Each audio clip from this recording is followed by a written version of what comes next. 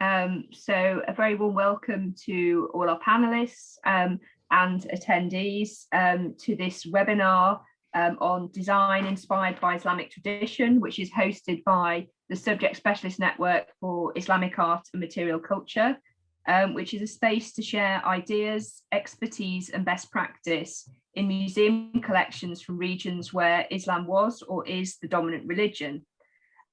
We welcome a huge range of audiences, but we work predominantly with museum professionals to provide support packages and training.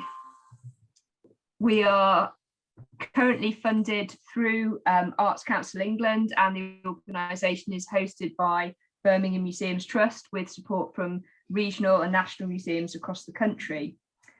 Today's webinar is a very exciting development for us, part of our new foray into the digital, which is in part new audiences. And going forward, we'll be continuing to develop our online presence through similar webinars and through developing online resources, including toolkits to help identify collections for non-specialists. So if you'd like to find out more about our organisation, do go to our website, islamicartssn.org, and follow us on Twitter, and do tweet about today's webinar if you're enjoying it. It'd be great to get some feedback at IslamSSN.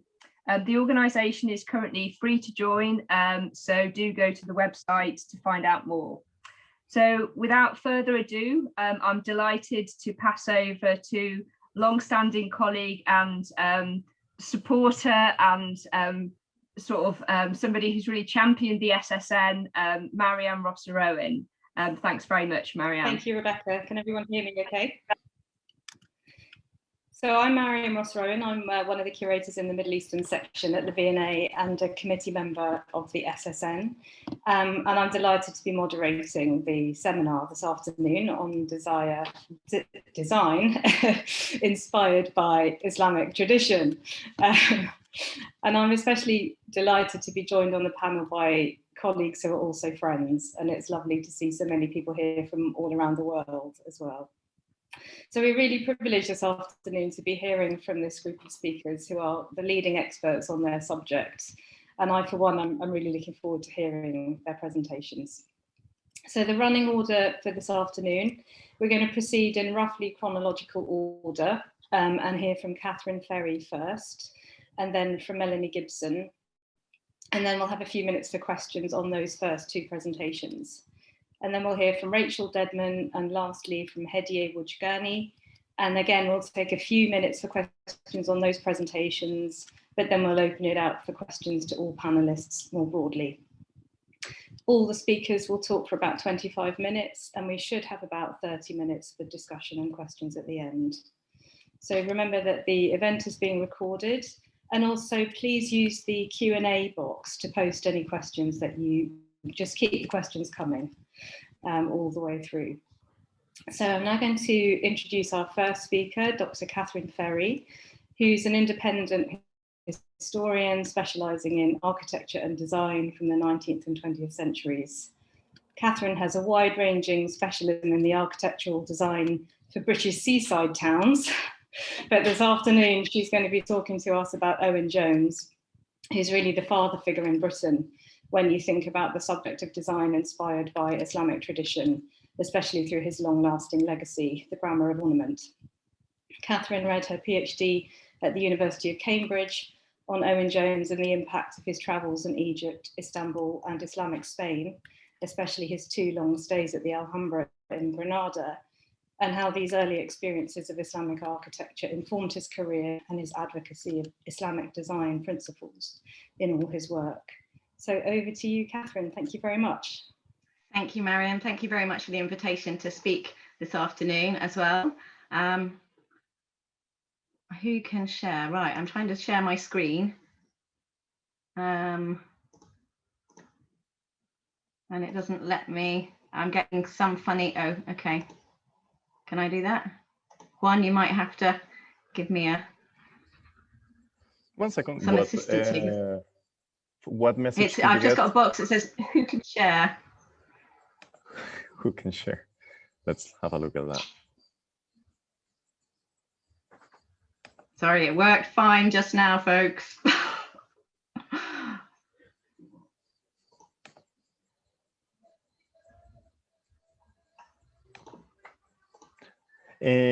Perhaps, Kathryn, would you be able to close your PowerPoint, open it again, and try again and see if you can share the screen? It's not the PowerPoint, it's I'm getting a box one that says who can share, only host all panelists. Who can start sharing when someone else is sharing, only host all panelists. Okay. What I will do is I will stop making you a co-host and I will make you a co-host again. So give me 1 minute for. Okay, sure. Kathryn, is the problem that you're clicking on the little arrow to the top right rather than the main part of the share screen? It's just a thought. Oh, look. Yes. My apologies. It's completely my fault. Hold on a moment. Let me get my PowerPoint back and then I can show you. You poor people, sorry for keeping you waiting. This is entirely my fault. Tantalizing, the suspense. That's right. I'm doing it on purpose. All the more exciting when just finally so that exactly when it comes, you'll be so so pleased. Right, it is just firing up now. Sorry, folks. This is the joys of Zoom presentation. Having done it loads of times before, I still managed to make a mess of it. Here we come. Okay, hopefully you can now see it. Have you got it? Yes, we've got it now. Apologies, sorry about that. So I've called my talk Selling Islamic Design to the Victorians because Owen Jones was probably the most important advocate for Islamic art and architecture in the 19th century, as Mariam kindly said. And his advocacy wasn't restricted to publishing his findings or promoting Islamic design through his own commissions. He also fervently believed in good design for everyone, which meant working with commercial manufacturers to produce household goods that disseminated his ideas. So if you haven't met Mr. Owen Jones before, this is him. This is what he looked like. At least this is what he looked like in 1856. This was sort of the peak of his fame. It was the year that he produced the Grammar of Ornament, which, as Mariam said, it's a design classic that's still in print today. It's never been out of print. And what you know immediately about this portrait is, of course, the backdrop. It acknowledges the fact that he was widely nicknamed Alhambra Jones, but also alludes to the success of his attempt to replicate spaces from the Alhambra at the Crystal Palace, Sydenham. So the artist Henry Wyndham Lewis didn't actually need to go to Granada to get the backdrop right, because Owen Jones had bought the Naseer Palace to London in 1854. To understand why he felt compelled to do that, we need to go back to Jones's formative years in the 1830s. As you might guess from his name, he was a Welshman, though he was born in London, the son of a furrier from Upper Thames Street. He showed architectural talent and began his training in 1824 with the architect Lewis Williamy, and then also studied at the Royal Academy schools. But to finish off his training, he undertook a foreign tour. And it was quite normal for architects to do this in the early 19th century. But the places that they usually went were Greece and Italy to go and see the sort of classical remains. And Jones did start out in Athens, and he met there a French architect called Jules Goury, who, like him, was really fascinated with the evidence of ancient polychromy, so colour in the remains of classical architecture there.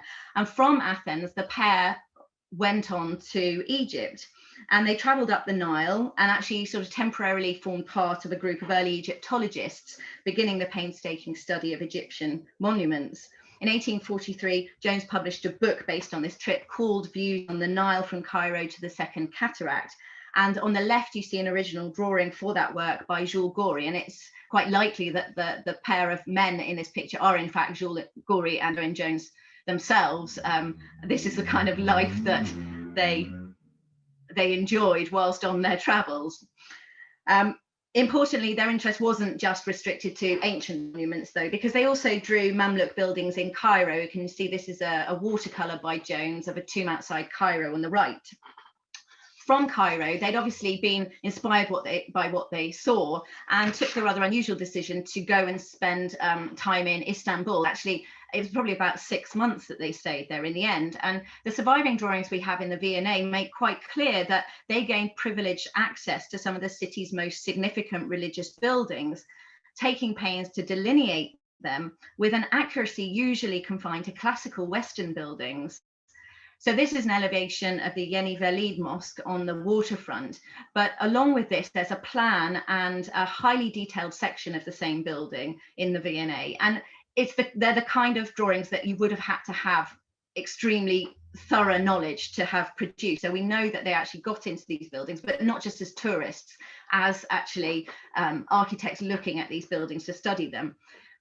From Istanbul, they went to Spain, and we don't know exactly what led them there. There are no diaries or letters or anything wonderful like that to draw upon. So we really just got the drawings, the surviving illustrations, drawings themselves. But from the point of view of both construction and decoration, the pair were absolutely captivated by the Alhambra, and they were lucky enough to live there in the Alhambra for 6 months, during which time they made probably the most detailed architectural survey ever, really. I think it's yet to be bettered.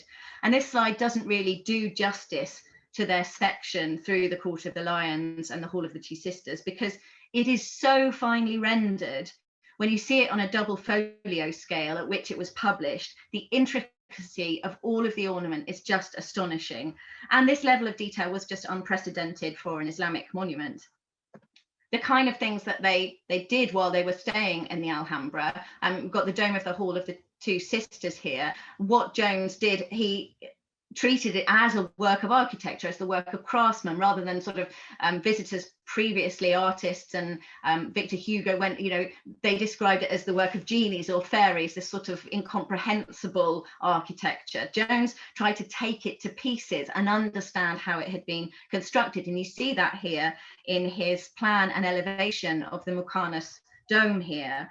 And also then on the right hand side is a slide of how he worked out the individual prisms itself that took to make one of these sort of plaster sets of stalactite bolting that could all be put together to create the overall effect. And that essentially made it reproducible for the first time, certainly in the first time in the Western world. Most importantly of all was the quest for accuracy in colour.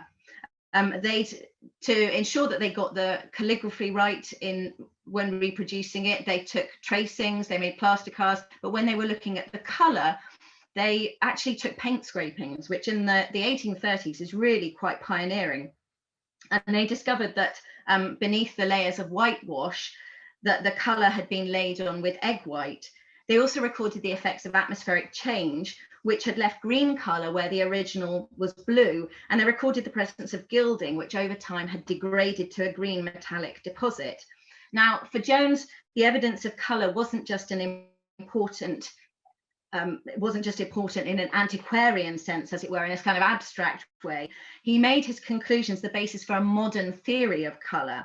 So at the Alhambra, he found that the colours employed were in all cases the primitive blue, red and yellow or gold, the secondary colours purple, green and orange occurring only in the mosaic dados, which being near the eye formed a point of repose from the more brilliant colouring above.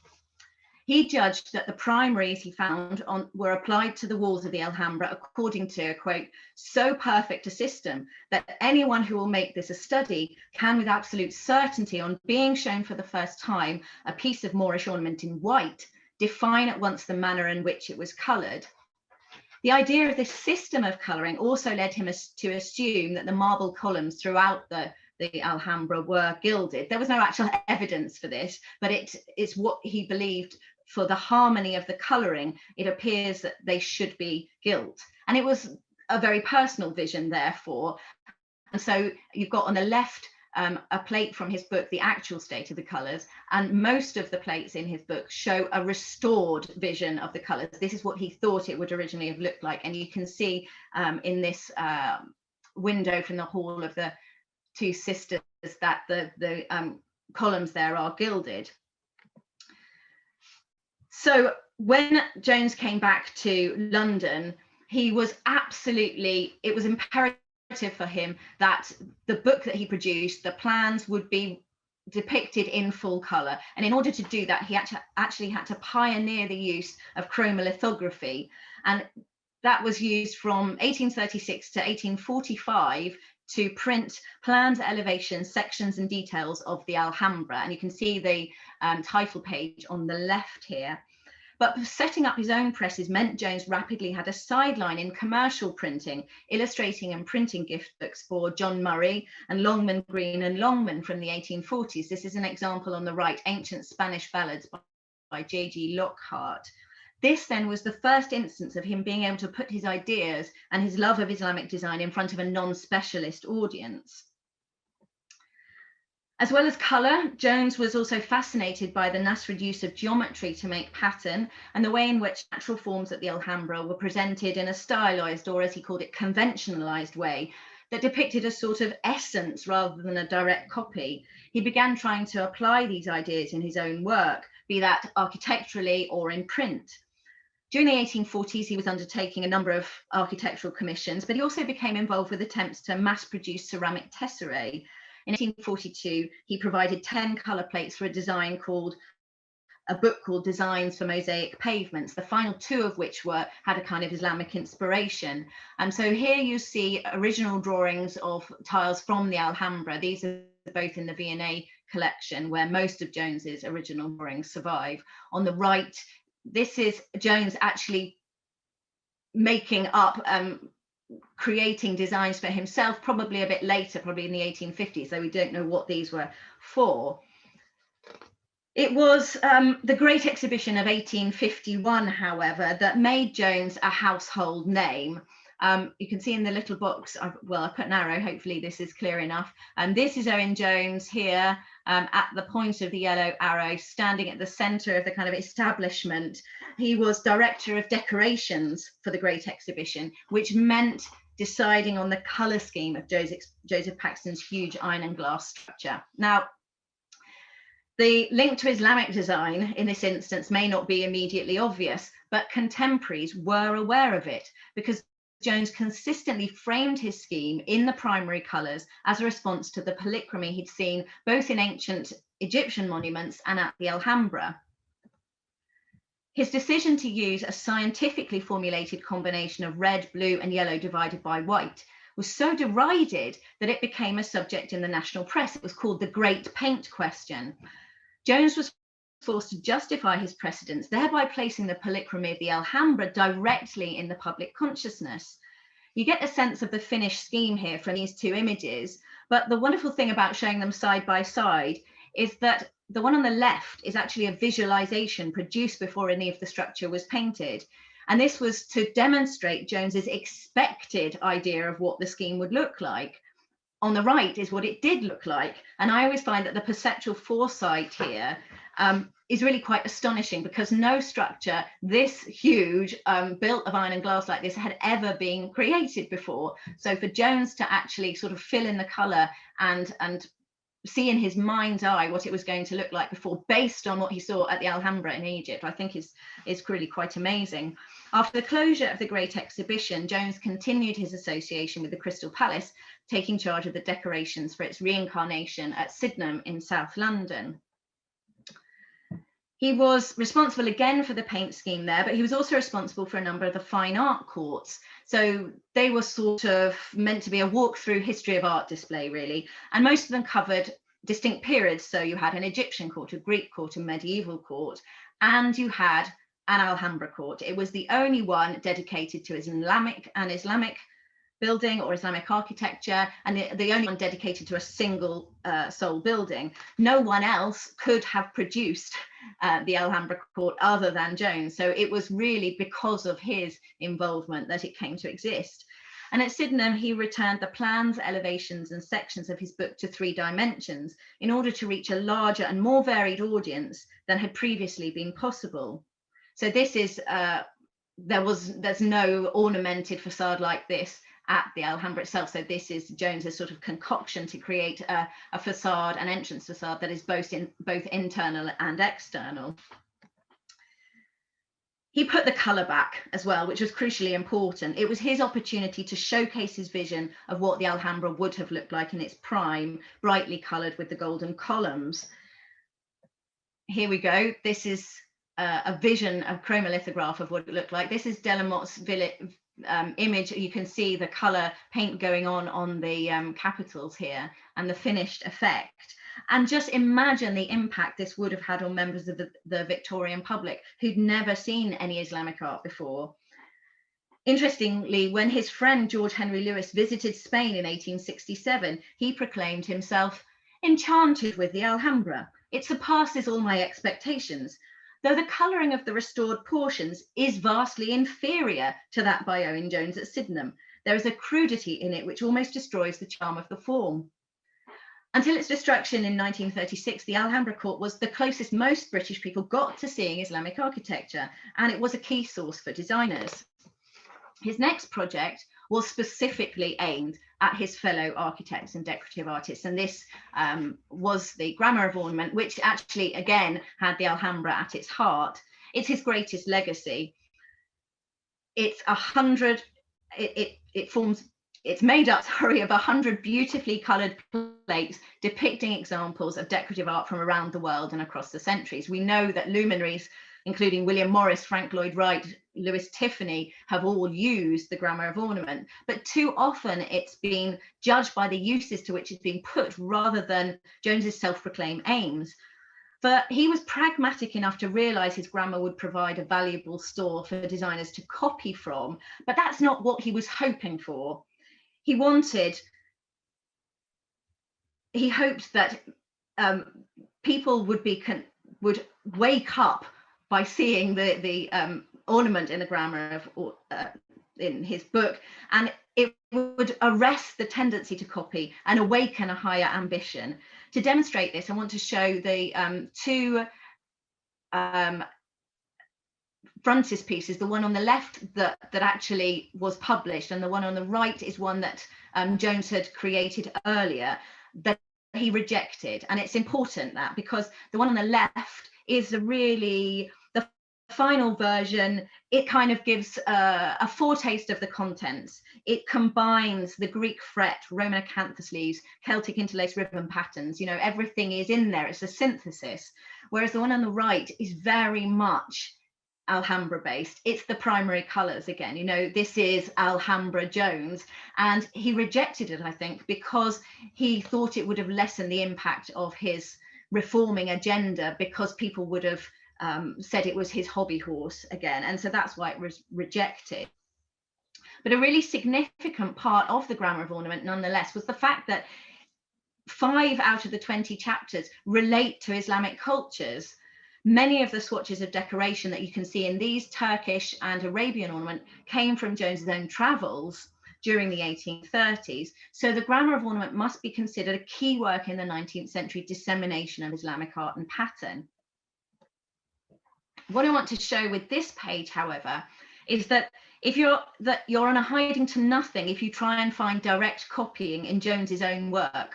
And I've come across people who've done this, you know, they've seen something by Owen Jones and tried to pinpoint where it came from in the Grammar of Ornament. And that just doesn't happen. It's more about a spirit, really. It's transferring the underlying sensibility of Islamic design into a product that meets the needs of the Victorian purchaser, because Jones was against this copying tendency. His preference for the Alhambra meant that in the end he received relatively few architectural commissions. Nonetheless, he was a workaholic, and he was always busy with interior design work, which he undertook alongside industrial design. Jones believed in the power of good design to bring social reform, and he put this into practice by working in a huge variety of different media.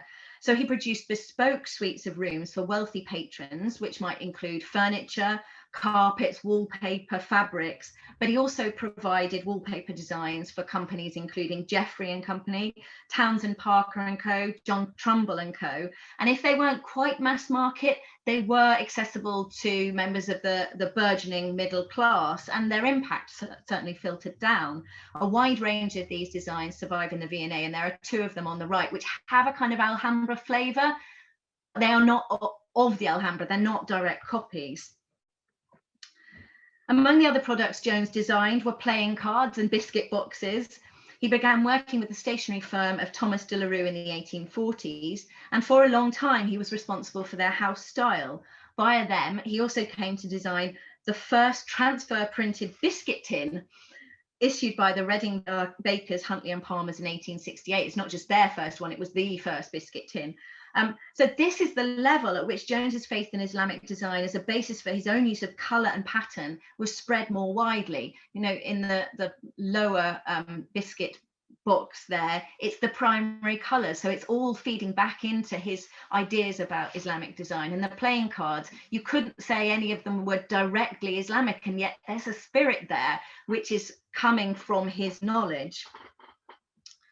So I'm just going to end by hinting at other ways that his promotion of the Alhambra influenced Victorian design. In 1851, the Royal Panopticon opened in Leicester Square. It was designed by Thomas Hayter Lewis, and it had a kind of, inverted commas, oriental exterior and interior. It was sort of a mishmash, really. But it was painted inside according to the theory of primary colours put forward by Jones. When its rational educational brand of entertainment failed to pay the bills, it became a leading variety venue known as the Alhambra. This led to the creation of other Alhambra theatres and later cinemas around the country, and their decorative point of reference was Jones's Alhambra Court at the Crystal Palace. Owen Jones died in 1874, so he didn't see the Moorish revival that happened at the turn of the century, but it was his published works, along with his Alhambra Court, that supplied much of the inspiration and source material for that trend. I see a lot of it in my research into seaside structures, and since I spend a lot of time doing that, I'm going to put one in here, and this is the Blackpool Tower Circus by the most significant theatres designer of the age, Frank Matcham. If you've never been, I'd highly recommend it just for the tile work alone. It is one of the best surviving examples of the sort of Moorish revival that you can get, and it's in Blackpool and not as well known as it should be. And to end, it's a curiosity, this one, but it's evidence perhaps that parts of Jones's wonderful Alhambra Court are yet to find their place in museum collections. The Crystal Palace burned down in January 1936, but a lot of the Alhambra Court actually survived, and it was salvaged. Tile work was sold at a local sort of summer fair or bazaar that year, and now and again bits of it crop up, like this incredible fireplace made for a house in Sydenham, which is now in the collection of the V&A. It's rather a surprising but sort of lovely part of Jones's legacy. Thank you very much. Thank you very much, Kathryn. I'm sure we're all going to be planning trips to Blackpool now, those of us who are in the UK. We're just going to proceed straight on to Melanie's paper, and then, as I mentioned, we'll take questions for both of them after Melanie's finished talking, but please do post your questions in the Q&A box. So Dr. Melanie Gibson is the senior editor of the Gingko Library Art Series, and she's also convener for the postgraduate diploma in Asian art at the School of Oriental and African Studies, or SOAS, at the University of London. Her PhD at SOAS focused on ceramic figurines made in medieval Islamic lands, and her current research interests include Islamic ceramics and glass, and also the reception and use of Islamic pattern in 19th century British design. She's a trustee of the Leighton House Museum in Kensington, London, and is currently working on a book about the house's Arab hall built in the 1870s. And it is this spectacular structure that she's going to be talking to us about this afternoon. And I think she's also going to mention the reopening of the Leighton House Museum early next year after a major refurbishment and construction of a new exhibition space. So we look forward to hearing all about that. Thank you, Melanie, very much. Let me have a go. Good afternoon, everybody. Let me have a go. My screen.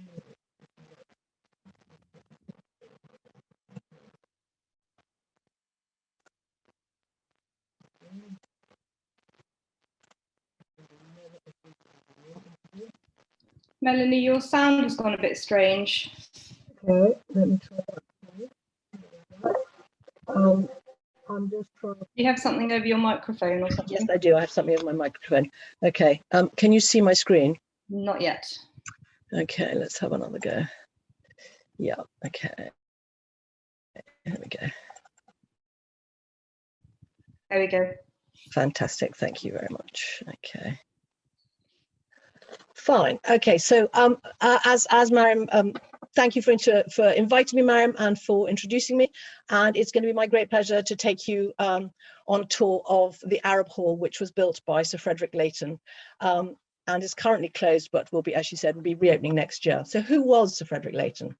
So he came from quite a wealthy family, and he trained as a painter for the first sort of 25 years of his life in Italy. He was trained in Florence and Brussels and Frankfurt, and he had a big break in 1855 with this painting. He painted it in Italy and exhibited it at the Royal Academy exhibition in 1855. And to his great good fortune, it was spotted by Queen Victoria, and indeed actually by Prince Albert, who persuaded her to buy it. It sold for a huge amount of money, and that was his first break, and he was made as an artist. He carried on living in Europe for a little bit longer, but in 1860s, he arrived in London, and like a lot of his friends, he decided to build himself a studio. And in fact, what he built himself was this central section here in 1864.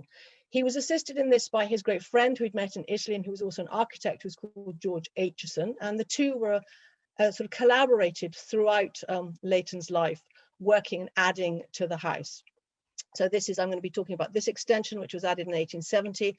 But most of all, I'm going to be talking about this really extraordinary octagonal structure, which was planted on the western end of the house in 1877, and which came to be known as the Arab Hall. Now, let's have a look at the inside of the Arab Hall, for those of you who haven't been there. Actually, on the interior, it's a square room. It has the high dome that you saw from the outside, which is up here, which faces down onto a black marble water, a little fountain. North and south, you can see there are two windows with divans in the window inside the windows, and mashrabiyah screens behind them. And the walls are completely covered in the most exquisite blue and turquoise and green tiles, most of which Leighton collected in Syria. So there's been a huge amount written about the Arab Hall, and a lot of it was written actually at the time it was built in the 1870s, or afterwards, when people began to visit it at invitation of Leighton. And it was Aitchison in 1896 who said that the main source of inspiration for the Arab Hall was, in fact, the interior of a palace in Palermo in Sicily, which is known as Lazisa, and was built in the 12th century. And this was you can see from this colored engraving on the right that it's got structural muqarnas in it. It's got a panel of gold mosaic work, which is here and which is replicated here. And it's got capitals that were copied in a drawing by Leighton and were then reproduced here.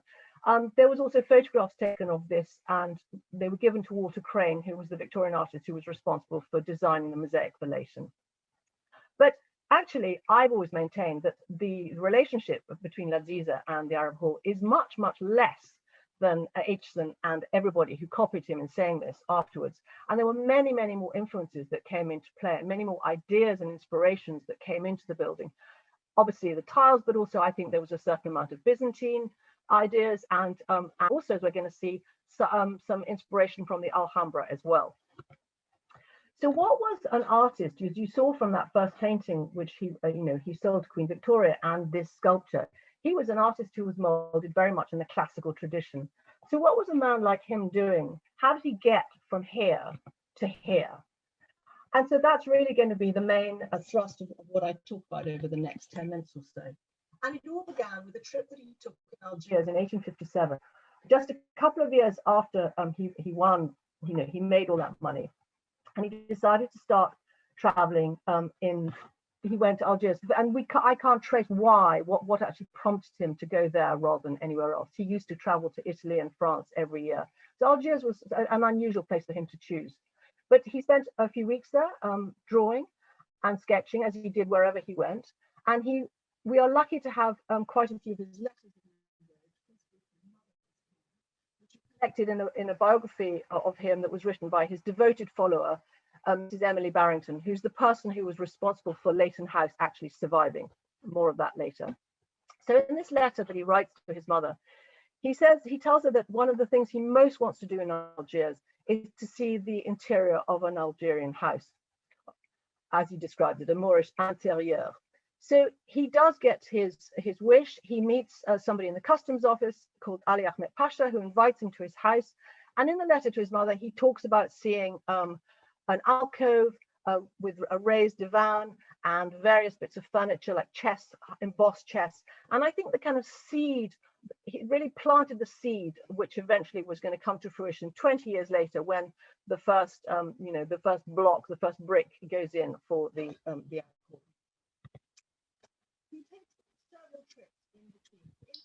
Melanie, we can't hear you very well. Sorry, my fault. In the 20 years between 1857 and 1877, he travels frequently to the Middle East, and he goes, his first trip he takes to Istanbul and to Athens in 1864. And we have no record of this trip whatsoever. So I decided to have a look at certain photographs from the period in which I could, to try and get a sense of what he was seeing. I imagine he was there like any other tourist with his guidebook, and he would have gone to all the principal buildings, which would of course have included Hagia Sophia, which you see on the left. And I particularly want you to just have a note the light fittings, because I think it's kind of this idea that he takes for the light fitting he designs for the Arab Hall. He probably would have seen the Suleymaniye with its dome, which has got windows pierced all the way around. And of course, panels with many, many panels of colored tiles. These happen to be in the Sultan Ahmed Mosque, the Blue Mosque, which are, juxtaposed with lots of different patterns of tiles all put together. He then, a few years later, takes a very long trip, which includes more cities in Turkey. He goes back to Istanbul, but he also goes to Rhodes. And Rhodes is very critical in terms of his collection. He meets the British consul, who's called Alfred Biliotti, and Alfred Biliotti acts as his guide. And this is a very useful individual as far as Leighton was concerned, because for the previous 10 years, he'd been working with a French archaeologist called Auguste Saltzman, and he had assisted him in his buying of a huge collection of Islamic plates. So he knew exactly where to take Leighton to start his own collection. And he no doubt also took him to see an interior, several interiors of houses in Rhodes, such as the one in the engraving on the left, which even the humblest houses were hung with these kind of displays of plates. There's a word for it in Greek. It's known as a platelotoikos, and this is a reconstruction in the Museum of Rhodes. And this is exactly what Leighton recreated in his own dining room when he got back to England. He hung the plates just as he'd seen them in the houses in Rhodes. And this is an engraving that was published in the Building News a few years later. It's difficult, of course, from the engraving. I can't identify any of the Islamic plates, but Leighton did lend this particular plate to the 1885 Burlington Fine Arts Show of Arab and Persian art. And here it actually says in the catalogue notes, in the catalogue written by Henry Wallace, that this was one of the dishes, one of the ones he was buying in Rhodes. And this is all the quote just above that you can see. This is what he said. He wrote in his letter to his father about his collecting at this time.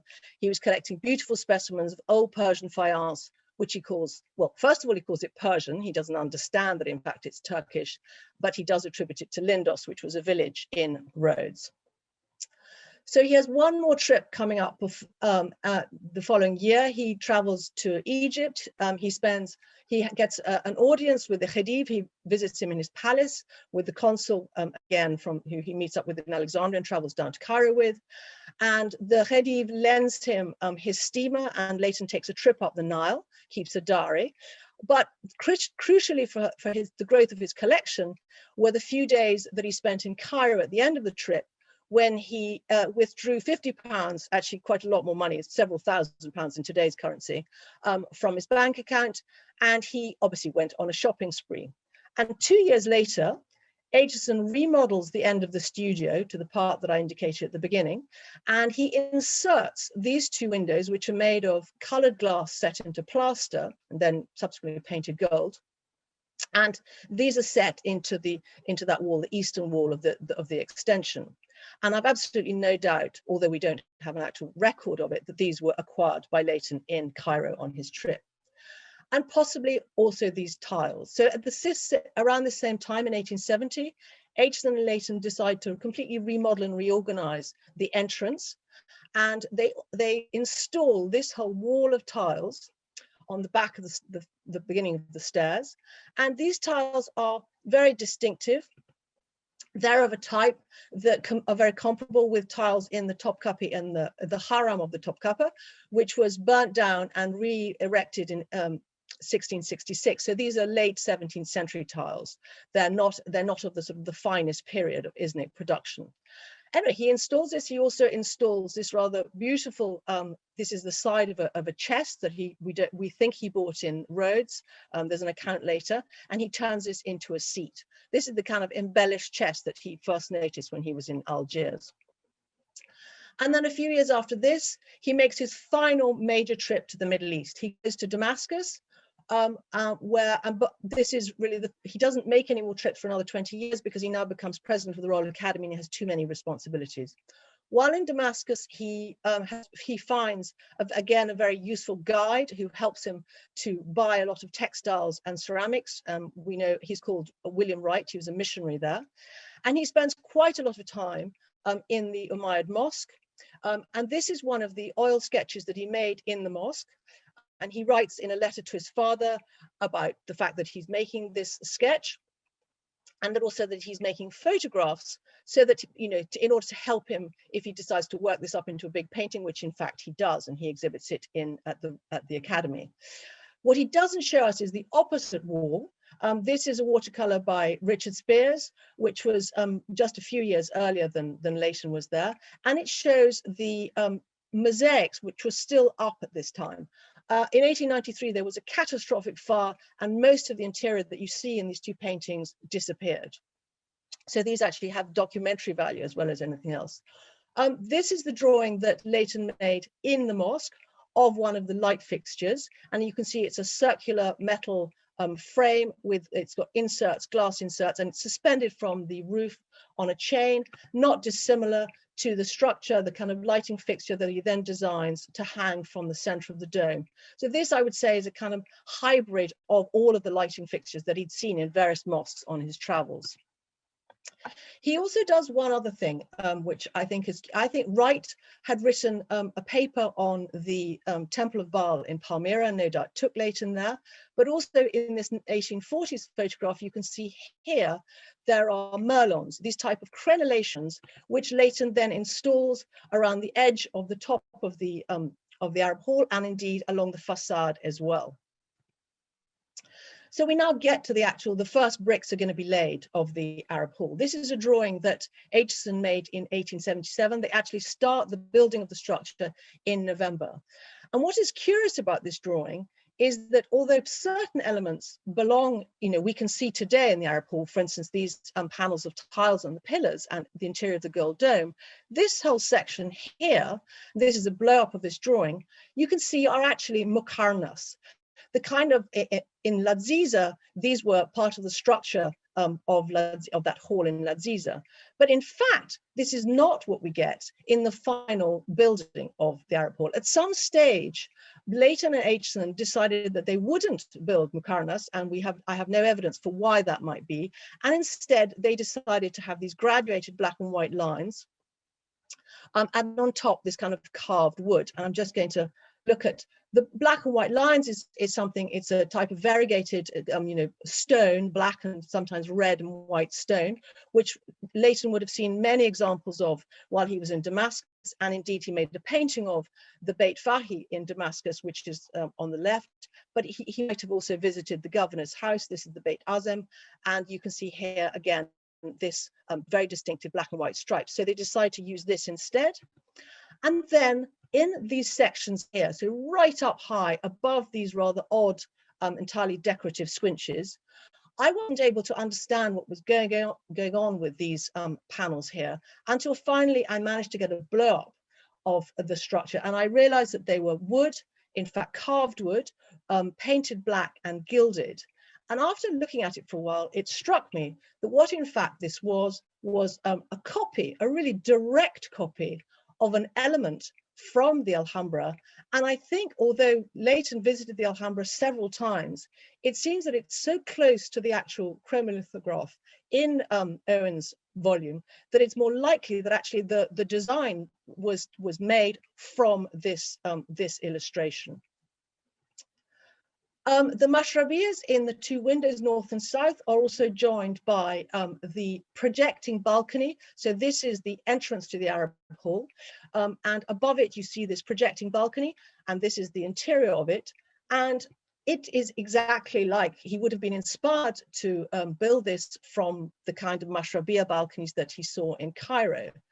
Now, for a while, I thought that these mashrabiyas might have been salvage material, because I know that around this period in Cairo, there had been an edict that these were to be removed and more modern building methods were to be used. But in fact, the other day, I went back to the Arab Hall with Omnia Abdelbar, and we looked carefully again at the mashrabiyah, and we decided that there's no sign of damage or wear.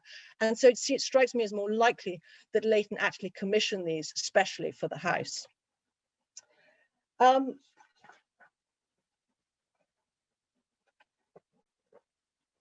Sorry, I lost.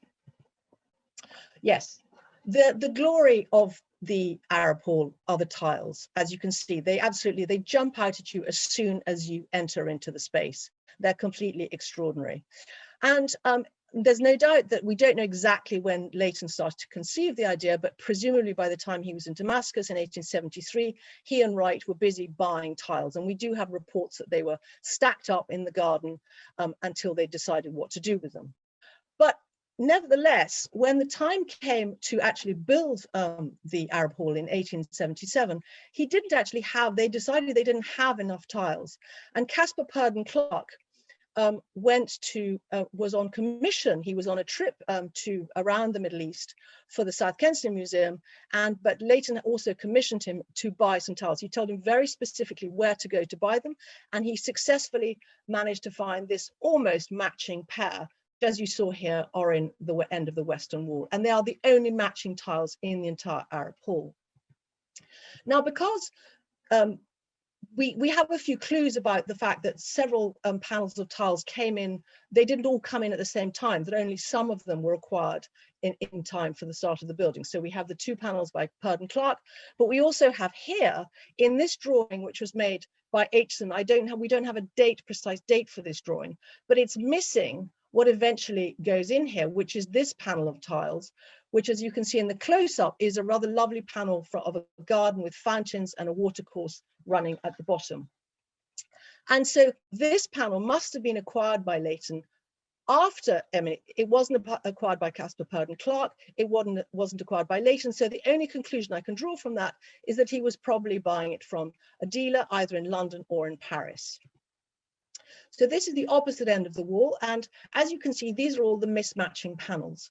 They harmonize with each other because of the colors. The basic colors are the same, but they are all different sizes. And so it became important to take on somebody who would be able to repair some of the tiles, make replacements for them, and also install them in a way that would be sympathetic to them.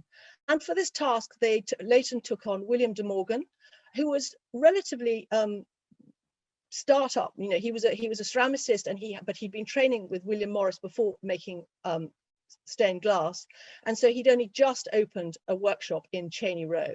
But he it was who came and installed the tiles, made the replacements. For instance, this section here is a De Morgan replacement, and this is just to show you the kind of idea of how he actually installed them in frames. He used this black marble or the gold mosaic tesserae to kind of expand or contract, as you saw here, the different panels to make them all look as if they're same size in the end. And we have just really only two working drawings that I've been able to find so far. This is one of them.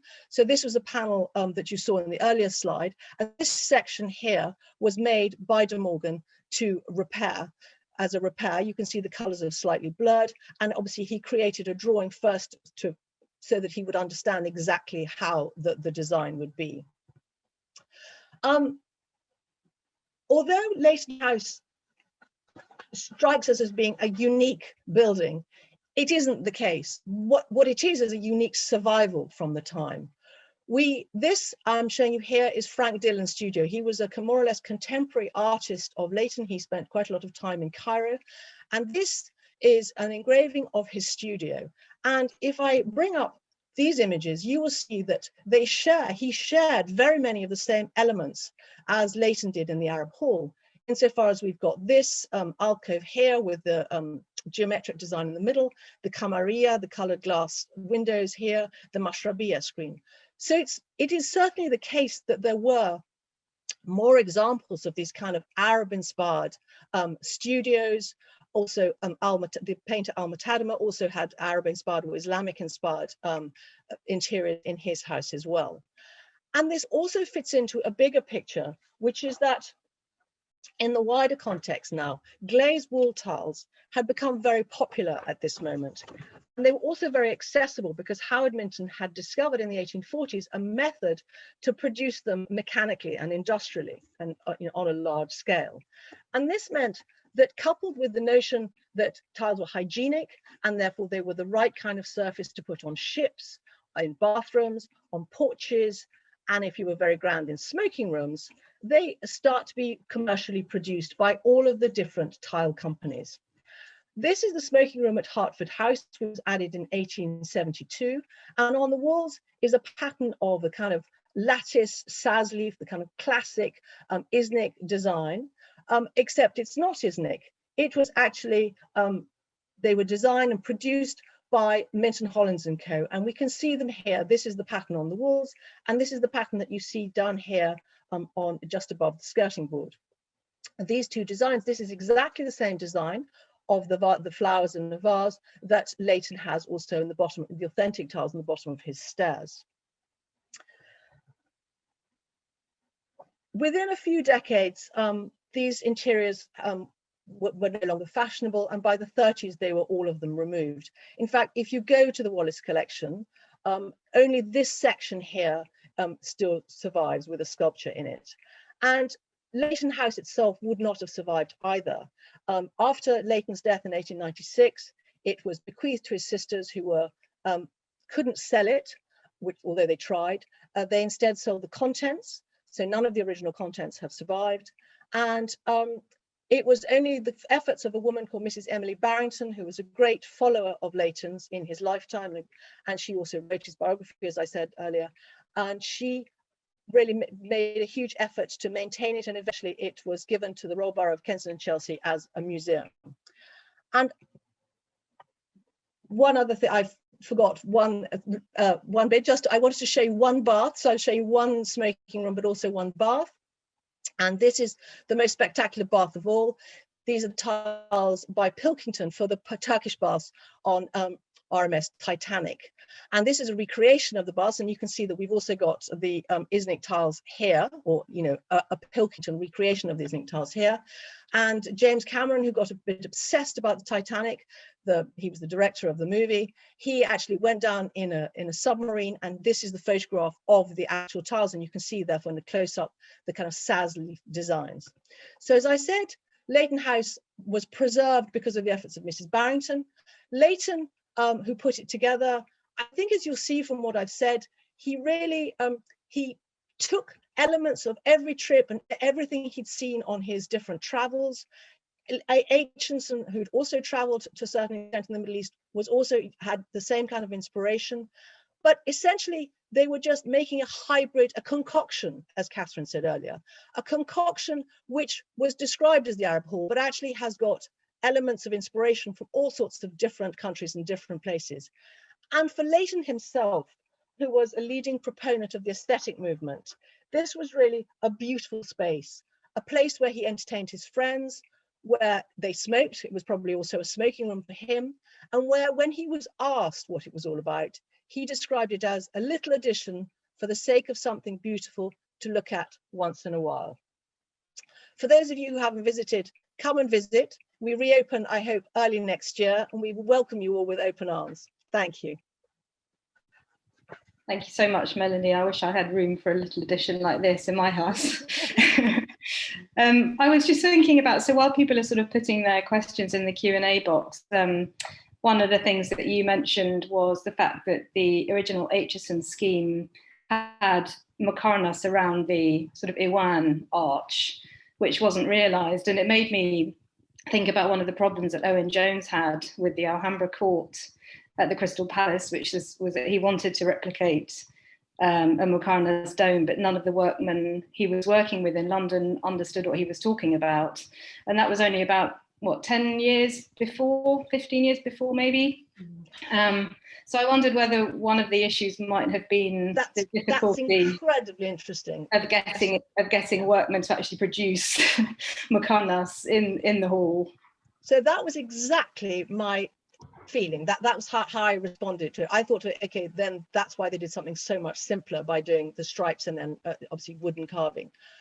But there's only one point, is that Leighton was so keen. He actually, there is a quote from one of his letters in which he says he's going to send a craftsman to Spain to learn how to do various techniques that the craftsmen, in London can't do. So maybe that was just empty words. Maybe, this was just an exaggerated, said that he would do that. He would go to the ends to actually recreate this. But I have to say that I completely agree with you. That was my feeling, was that he wasn't able to do it because the workmanship wasn't there. They didn't have the skills required to do something as complex as the Muqarnas. There was something else that occurred to me that might also be a link to the state of the Alhambra at that period, which was the exterior of the dome over the Arab Hall, which looks very like just the sort of way there's multicolored banding and overlapping tiles.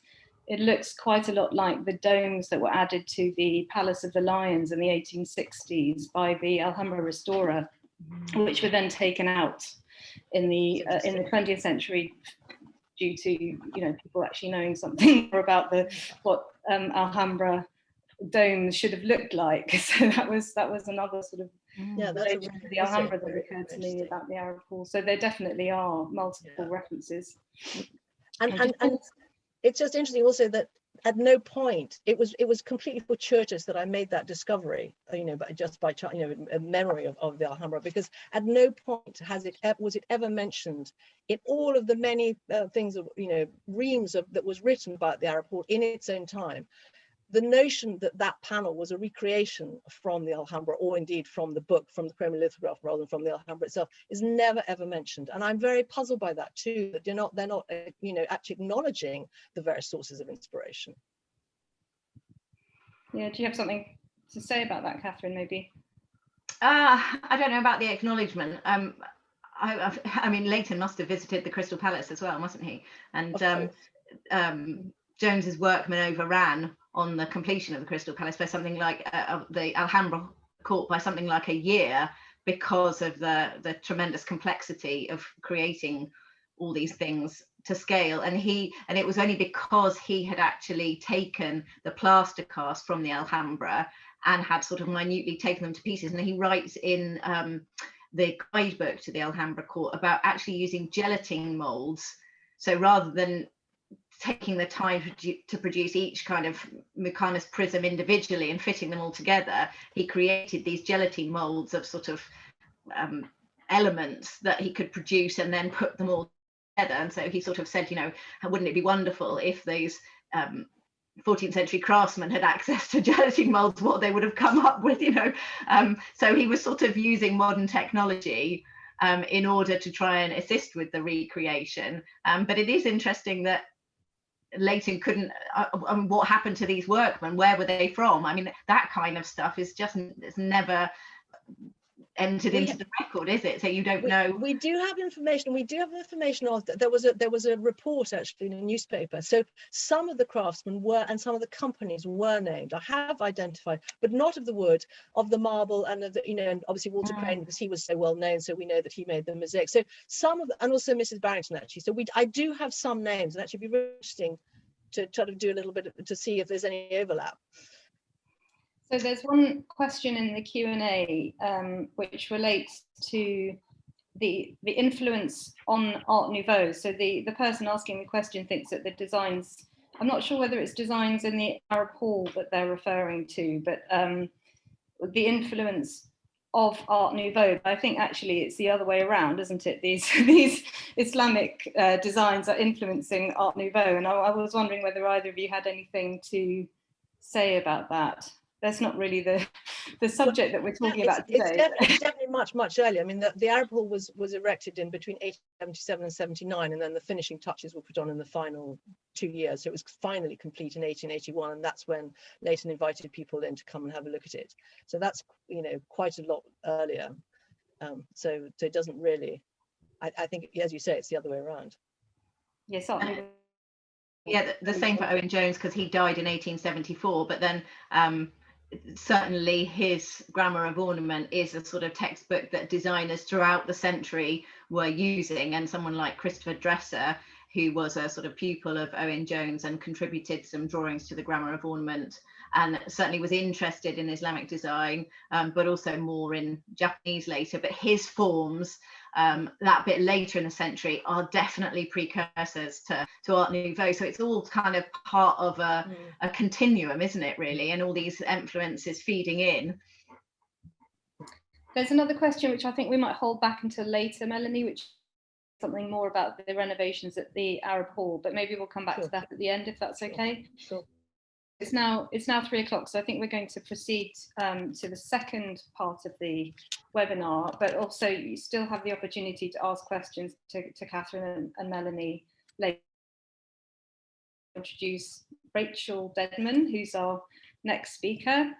We're jumping forward in time quite a lot now to the present day, but staying very much within the theme of design inspired by Islamic tradition. And we're also lucky enough to get a sneak peek of the next Jameel Prize exhibition, which is called Poetry to Politics. And this is devoted to the theme of contemporary design, as Rachel's going to tell us. So Rachel Dedman is of contemporary art from the Middle East at the V&A, and the curator of the Jameel Prize exhibition, which will be opening in September. So she's very busy at the moment planning that. So we're very lucky that she's able to be with us this afternoon.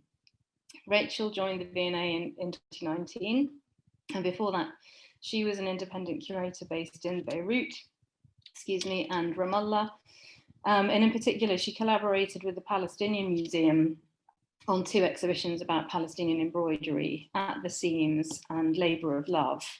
And Labour of Love is actually going to be coming in slightly new guise to UK venues next year, 2022 to 23. So we really look forward to seeing that and being able to visit that ourselves. So thank you very much, Rachel. Thank you, Mariam, and thank you, Rebecca and Juan, for the invitation to speak today. Let me get my presentation up. I hope you can see this all right. Yeah. As Mariam says, we're going to be leaping forward more than a century in time. I'm going to be talking about the Jameel Prize, which is the V&A's award for contemporary art and design inspired by Islamic tradition. And more specifically, I'll be talking about this year's exhibition, Jameel Prize Poetry to Politics, which is for the first time dedicated to design alone. And I'm going to give you a quick introduction to the prize and then introduce you to this year's 8 finalists and their diverse practices. So I'm very fortunate to be following Kathryn and Melanie, because the Jameel Prize is in some ways connected to the period that they have so richly described. The V&A was founded in 1852 to collect examples of good design, and its collection of material from the Islamic Middle East came into being because the museum's founders, Henry Cole, the first director, and people like Owen Jones, who was a supporter and consultant almost for the museum, had great admiration for the art and design of the Islamic world, and crucially believed it to be an important source of inspiration for contemporary designers in Britain, a reference for innovation and evolution.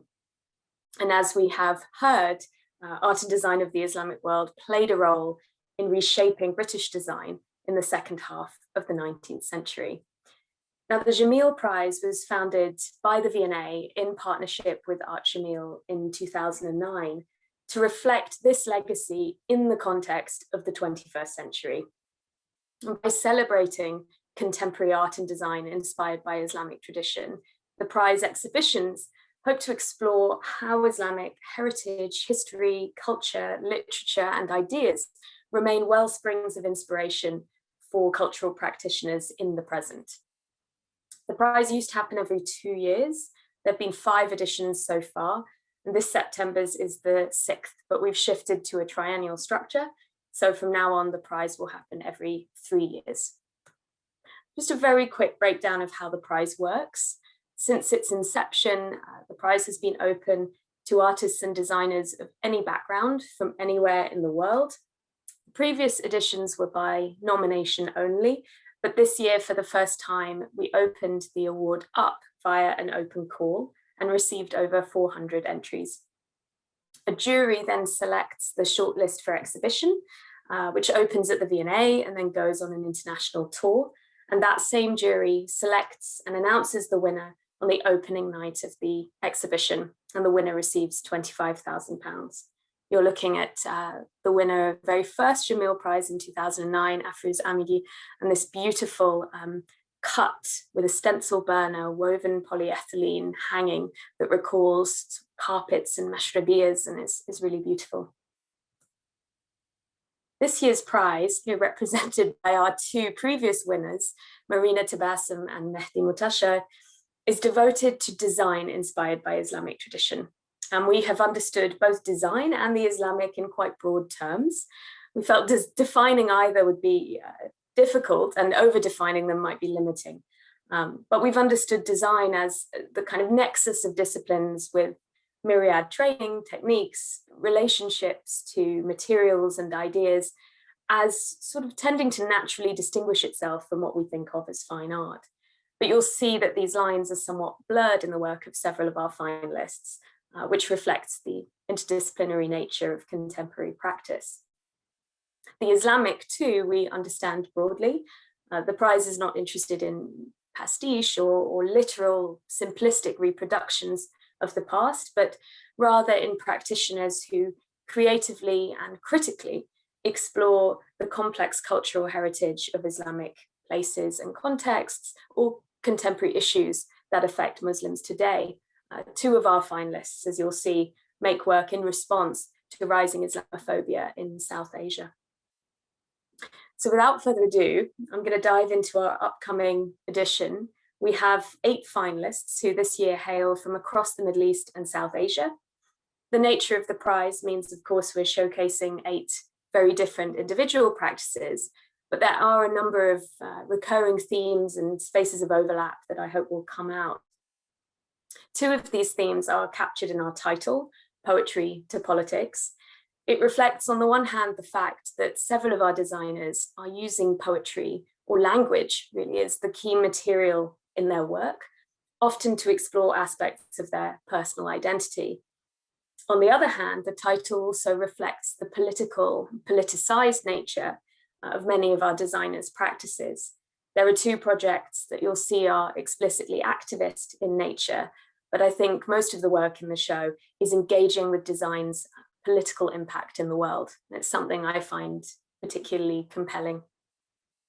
So I'm going to walk you through our 8 designers in the order that you will encounter them in the exhibition in September. We start with Jana Trabulsi, who's a graphic designer from Lebanon. Her work, the Kitab al-Hawamish, or Book of Margins, is an artist's book that explores the histories of Arab bookmaking and publishing and these sorts of production practices, with a focus on marginalia and the marginal. And the marginalia, you can see literally, the book is sort of palimpsestic and makes use of the edges in a really interesting way.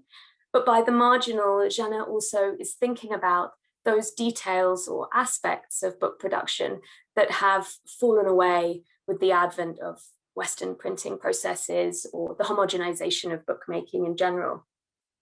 This is the index page, and it gives you an insight into how the book is structured. On the one hand, on the right, you see this black frame. This is containing chapter 1, which is about letters, their proportions, rules of calligraphy, and what I call the sort of anatomy of lettering and the relationship between letters and the body. Chapter 2 is contained in this broader blue frame. It's about the rituals of the scribe and based on an 11th century handbook for calligraphers. These tabs at the top, these blue ones run along. These indicate your subchapters and act as a sort of continuous index throughout the book. Same thing here on the black.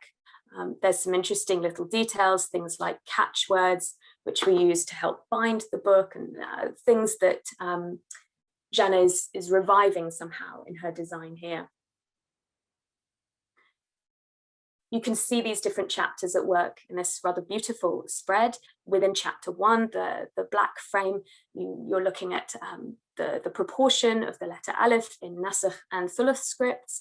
And then the blue frame is that second chapter on the rituals of the scribe, and there's a recipe for making red ink out of pomegranates clustered there in the margin. So it's a really rich and research-driven project full of these details and anecdotes. This page is really where the project started for Yasna. This is chapter 3 on the materiality of the book. Yasna found an old folio, a piece of parchment that had been torn and then literally stitched closed, and the text then written around it. And this prompted her exploration of the materiality of the book. So it's an example of the really strong, innovative graphic design work that's currently coming out of Lebanon and across the region, and the ways in which graphic design and bookmaking can speak to these rather intricate and detailed histories in fascinating ways. Our next finalist is Ajlan Gharim, who's a Saudi artist. He's based in Riyadh. His installation, Paradise Has Many Gates, is an architectural installation, as you can see, true to the form of a traditional mosque, but made of chicken wire, that material that we associate with border fences and refugee detention centers. There's a deliberate provocation, I think, in its material, an anxiety and a tension that it produces. On the one hand, Ajlan is drawing a line between these spaces of religious authority and an architecture of control. But on the other hand, the material works to render the mosque open to the elements, visible and porous, and as he intends it, welcoming. I think when shown in the West, the installation really has the effect of demystifying Islamic practices and striking at that fear of the other that is so often at the heart of Islamophobia. For Ajlan, something important is that the installation is animated by its visitors. Wherever it is erected, it's really intended to be a space where people are welcomed in, to have conversations, to spend time, to pray if they wish, but also to learn and gather and congregate in a way that goes beyond religious boundaries, say. Our next finalist is Kallol Datta. He's a clothing designer from Kolkata in India. And Datta grew up in the UAE and in Bahrain and became fascinated by clothing from across the region, West Asia, the Middle East, North Africa, the Indian subcontinent, and the Korean peninsula. And his work really mines the shapes and silhouettes of those design histories, the abaya, the hanbok, the hijab, the kaftan. You see it in this contemporary distortion of a karate uniform, inferences of the hanbok, the shalwar, the niqab, that are melded in really interesting ways. And Datta uses this experimental pattern cutting technique to find contemporary twists that all bring together, or that find these commonalities between clothing from across the world. He's celebrating difference in the details, but addressing the fact that clothing, a lot is shared across cultures. He's also highly attuned to the political significance of dress and the ways in which clothing is used to control women and minority communities in India, particularly, as a sort of marker of your community or ethnicity. And so by experimenting with veiling, swaddling, enveloping the body, he's seeking to subvert those expectations around Islamic dress and what we think of when we hear that, and the ways in which garments are gendered. His practice very much foregrounds clothing as a tool of agency and personal expression. He works a lot with photojournalists also, I think, in an interesting way to capture his clothing. He doesn't work so often with fashion photographers whose work might be more staged or poised or something, but he likes the socio-political dimension that photographers bring to his work, and these images by Parok Sarangbang, I think, are great in capturing that irreverence and that playfulness and that gender-neutral character to his clothing. Continuing this sort of tactile textile theme, we move to Hedieh Badri, who is a designer and textile artist based in Dubai, for whom weaving is this rich creative language. Badri's weavings are inspired by her very close relationship with her late aunt, Shahnaz, who's seen here in the image on the right. And she was the catalyst for the pieces that we're showing in the exhibition. Hedieh cared for Shahnaz in the final years of her life, and they became very close, caring for her in hospital and at home. Shahnaz kept diaries, journals throughout this period, notes to herself, letters to friends and family that she never intended to send. She'd draw pictures and doodles, and in the weavings, this handwriting and these images appear throughout. There's something very poignant about this. Hedieh both clinging on to these snippets of her aunt's words, but also as her aunt suffered from Parkinson's, the handwriting that she would practice so meticulously would sort of begin to wobble and shake and break down. And you see that reflected somehow in the weavings themselves. The textiles are inspired by a trope in pre-Islamic poetry, this of al-wuqf ala al-atlal, or standing by the ruins. This trope or style that meant a poet would go to a site of architectural decay or of mourning, somewhere that had been destroyed, and reanimate that space through language. And Badri conceives very much of her weavings in these terms as sort of intimate, imperfect monuments to her aunt. And although they appear very delicate, often on the brink of unraveling, they're actually surprisingly resilient. What you see hanging off is a kind of secondary weft that sits behind the main structure and is actually unusually powerful. Returning to our title, we shift perhaps most noticeably from the poetic to the political and the work of Sophia Karim. Sophia is an architect, an activist, and an artist based here in London. She invites artists and thinkers from across the world to design samosa packets that engage with local and international struggles, both in protest and in solidarity. And this project with the packets began when Sophia was visiting family in Bangladesh and bought a samosa off the street and noticed that the packets they're served in were made of scrap paper, old school textbooks, court listings, just ephemeral paper that was sort of not in use anymore, but for her represented a sort of inadvertent portrait of the country's broken justice system and problematic educational system. And she decided to take these very ephemeral, humble objects and transform them into vehicles for resistance, channeling them, first of all, into protest against the wrongful imprisonment of her uncle, the photographer Shahidul Alam, in Bangladesh in 2018. And what we're showing in the Jameel Prize are a series of packets, mostly driven around a particular struggle, that of Shaheen Bagh. Shaheen Bagh is a neighborhood in Delhi, in India, where protests broke out in December 2019 against the increase in legislation, anti-Muslim legislation in India at the time. The Citizenship Amendment Act, which grants amnesty to immigrants to India from neighboring countries, but actively excludes Muslims, was the sort of trigger for this.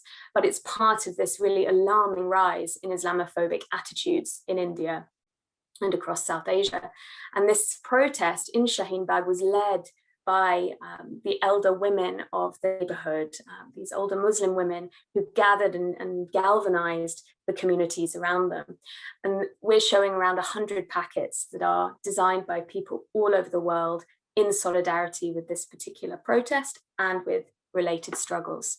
You can see how large that protest movement has grown to be, hundreds of thousands of people marching on Independence Day last year to protest this coming change. Our next finalist is Gulnaz Adili. She's Iranian but born in New York and returned to Iran with her family when she was quite young, shortly after the 1979 revolution. But her father was exiled shortly afterwards, and this separation was something that marked Gulnaz's life and development, and much of her creative practice is about understanding her identity, her relationship to her father, often through the Persian language. And this work, Ye Harvest from the 11-page letter, came out of her exploration of her father's meticulous archive of correspondence. After he died, she went through his letters and documents and found a letter that he'd written quite late in life to his lover. And you can see at the top of this print, the 11 pages reproduced one after the other. And what Adili did was map every time a specific character from the Persian alphabet was used, this letter Ye, which for her is a sort of emotional letter. It feels like an undulating wave, or perhaps like a spoon. Here they serve as little vessels holding water, or the full word in which each one appears. And she meticulously reproduces his handwriting in each one. The next step was to transform this into a monumental, rather delicate installation into three-dimensional form. So this is 10 meters long, and each letter becomes its own sort of physical thing. And then placed, the distance between them reflects the distance between them in the letter. Again, his handwriting is exactly as it was. It becomes a sort of encoding of the original letter, an abstraction of it. She's removed all the content, there's nothing really to read, but it feels to me as though she's trying to intuit in every stroke of his pen, in every tiny detail, some secret of his character, understanding her father through these really forensic details. So it's perhaps the most conceptual or abstract work in the exhibition, but for me, there's something very human about it also. We move from the monumental to the miniature, to the work of Bushra Waqas Khan, who's based in Lahore in Pakistan. Bushra was trained as a printmaker, but in her current practice, makes these elaborate, extraordinary miniature dresses. The one you're seeing on screen is just 50 centimeters high. And she uses affidavit paper as the source for her patterns and inspiration. Affidavit paper of the kind you see on the right, or stamp paper, is used for all official business in Pakistan. Birth, death, marriage, divorce, land, property, really signifies authority and ownership. And it carries both national emblems like the Chantara, the star and crescent moon, set within these generic or sort of pseudo-Islamic motifs and patterns. And because this paper is used for all these key milestones and important relationships, it's as closely associated with value. And for Bushra, it feels she's interested in the idea that women in Pakistani society are arguably valued less highly in some cases than the material things that this affidavit paper is intended to protect.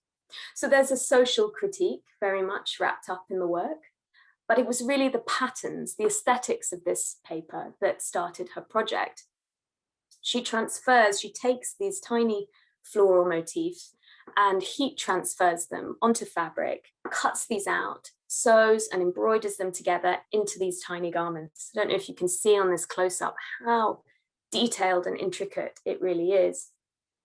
In the slide before, the rupees are kind of scalloped along the hem rather beautifully. And the style of the dress nods to the Victorian, to the legacy of British colonial rule in Pakistan and its continued presence in sort of material culture of bureaucracy, if that's the right way of putting it, with these pieces of paper. Our final designer is Farah Fayyad, a Lebanese graphic designer, who's fascinated by Arabic calligraphy and works a great deal on lettering and typography. One of her projects that we're showcasing is a typeface she developed called Kufr, which is a contemporary Arabic font based on the historic Kufic style. Kufr retains and reimagines some features of the original Kufic script. It has that blockish, angular feel of Kufic, but adapts them for digital use. And this is a type specimen that shows sort of different conjunctions and letters. Her major challenge has been getting the font to behave and react and be responsive in a similar way that a calligrapher might work, or might adapt or extend lines in order to fill up a page and so on, responsive to the length of sentences, things like that. So there's an aspect of coding and design as well that's really at play here. And that has a nice connection and overlap with Jeanne Trabulsi's work at the beginning, of course. But Farah is also equally passionate about screen printing, and she runs a small press in Beirut. In October 2019, an uprising began across Lebanon. Hundreds of thousands of people took to the streets in all major cities to protest government corruption and a growing economic crisis. And at the heart of this revolution, this moment, quite kind of unprecedented in recent times in its sort of non-sectarian character, Fayyad and her colleague Siwad Raitem wanted to do something more than be a participating body, and they decided to make this manual silkscreen press something that could be mobile and bring it to the heart of the protests in downtown Beirut. They invited local designers to submit designs, and then they printed these free of charge and on the spot onto the clothing of protesters passing by, so people could stop, take off their t-shirt, take off their jacket, have it printed, and go back out into the fray. There's this feeling of spontaneity, but of putting Arabic typography out in public space at this really crucial political moment in Lebanese history. We're showing 5 t-shirts with each of the designs. They're all from different designers. In the center, Tracy Shahwen pays tribute to the feminist activists who were so present during the revolution, the word Thawra, revolution written above it. On the top left, the egg is this icon of Beiruti modernist architecture, this abandoned cinema that's been closed since the Civil War and reclaimed as a civic space in this moment. The text reads, "The revolution has hatched." So I think it's a really powerful and fitting way to end the show, and brings us back to the idea that design, inspired by Islamic tradition or not, has the potential to engage with the world and with lived reality. And I'm really proud that that's something the Jameel Prize can be exploring this year. This is just a taste of our designers. Please come and see their work in the show. It's open to the public from the 18th of September and is free to visit. Hope this gives you a sense of the breadth of things that they're exploring and the ways in which they're engaging not only with the Islamic, but equally with their own heritage, thinking critically about their own heritage. Thank you. Thank you so much, Rachel. Can't wait to see the exhibition and all of these things in the flesh. So we're now going to move on to our last presentation and actually hear from some design practitioners. So Hedieh Wojgani is one half of the partnership that is Lazo Studios. The other half is Naseer Yasna, who's currently in Afghanistan and therefore unable to join us live today, but we will be seeing and hearing from him during the course of the presentation. So Naseer is a master craftsman specializing in wood carving. He was born in Panjshir in Afghanistan and was raised in Iran. And returned to Afghanistan to work for the Turquoise Mountain Foundation as a master artisan and teacher. Hedieh was born in Iran and raised in Germany. She trained as an architect and a fine artist at the Rhode Island School of Design and worked at various architectural design firms in the USA and Germany. In 2010, she joined the Turquoise Mountain Foundation and moved to Kabul, managing production workshops, providing the students with design and technical input, as well as training them to help improve the quality of their craft. And they both now operate from London, making furniture and design objects using traditional woodworking methods, but in a unique contemporary style. Thank you, Hedieh. you. Thank you very much for that introduction, and thank you both to Rebecca and Juan for asking us to be part of the panel. Let me see if I can share the screen and remember to turn the sound on. That's that, and start the presentation from the top. Great. Can you see my screen? Yes, perfect. Thank you. Excellent, lovely. So I'm going to start with some of the work that Naseer did before we started our collaboration. It's more kind of the traditional classical work, and then move on to how we first started collaborating and then setting up Lazo Studios. So in this slide, you see a wall piece, a wall calligraphy piece that is hand carved and gold leafed of the phrase Bismillah ar-Rahman ar-Rahim that Naseer did in 2010. And below you see a small minbar that he designed and made after he visited some of the Timurid shrines in Herat. So it's designed based on the tombstones that he'd seen at the shrine in Herat. And once he got back to Kabul, he designed this minbar piece. And I think the minbar has ended up in a private collection in Stuttgart. On this page, on the right-hand side, on the top, you see a black and white image of the original historic piece, which is the Haft Qalam. Haft Qalam is considered one of the most exquisite examples of Timurid carving. It's carving on a sarcophagus of a Timurid prince, and it's carved in stone. So seeing this again upon visiting the tomb in Herat, Naseer was so impressed that once he got back to Kabul, he felt compelled to redraw the design from photos and have it go at trying to carve it in wood.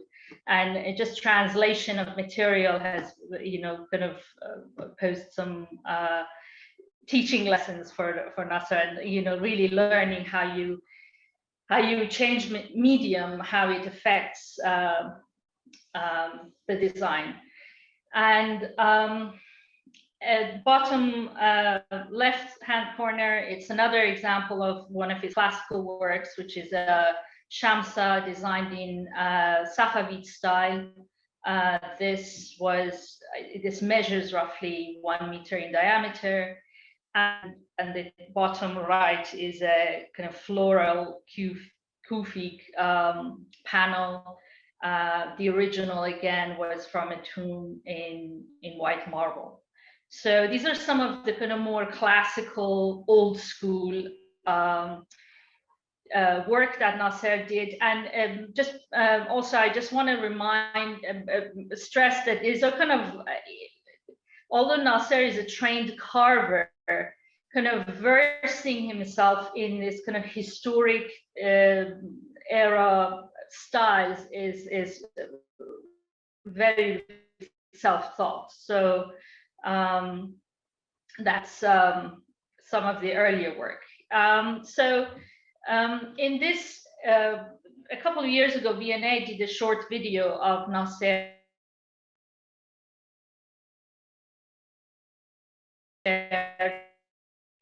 demonstrating. My first piece of carving, which connected me to my Afghan heritage, it was 2006 in Kabul. It was a traditional Afghan window. I draw inspiration from different traditional schools. In this piece, I combined the design of a Mamluki panel from a minbar and the Timurid style carving from an Uzbek tombstone in an Islamic gallery at the V&A. I tried to adopt it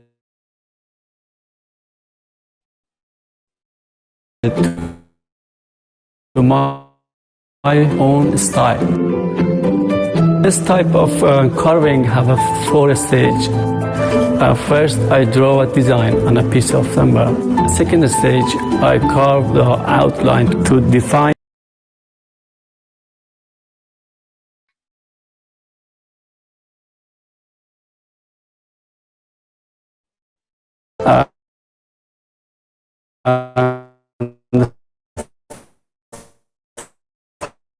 finally I clean it up and oil it. I started working. The charity had an exhibition at the Museum of Islamic Art in Doha. And we worked very closely together. Naseer was one of the artisans, but also worked very closely with me to coordinate and manage the production of all the pieces that went on the exhibition in Doha. So later in the year,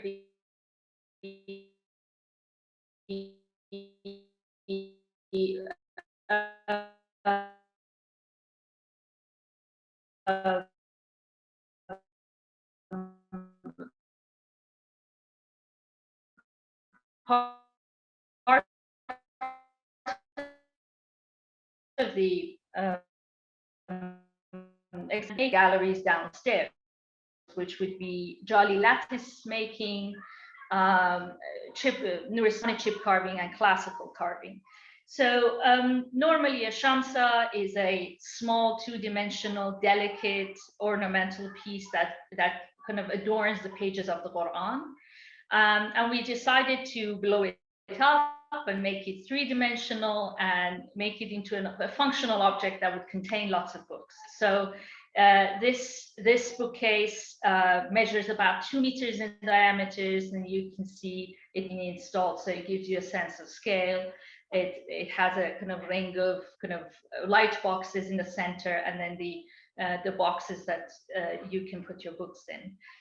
This item has become quite popular in Afghanistan, actually. In this slide, you see a large jolly screen. We made a similar one for the exhibition in Doha. And these flat jolly screens, like the mashrabiyas that you saw in previous presentations,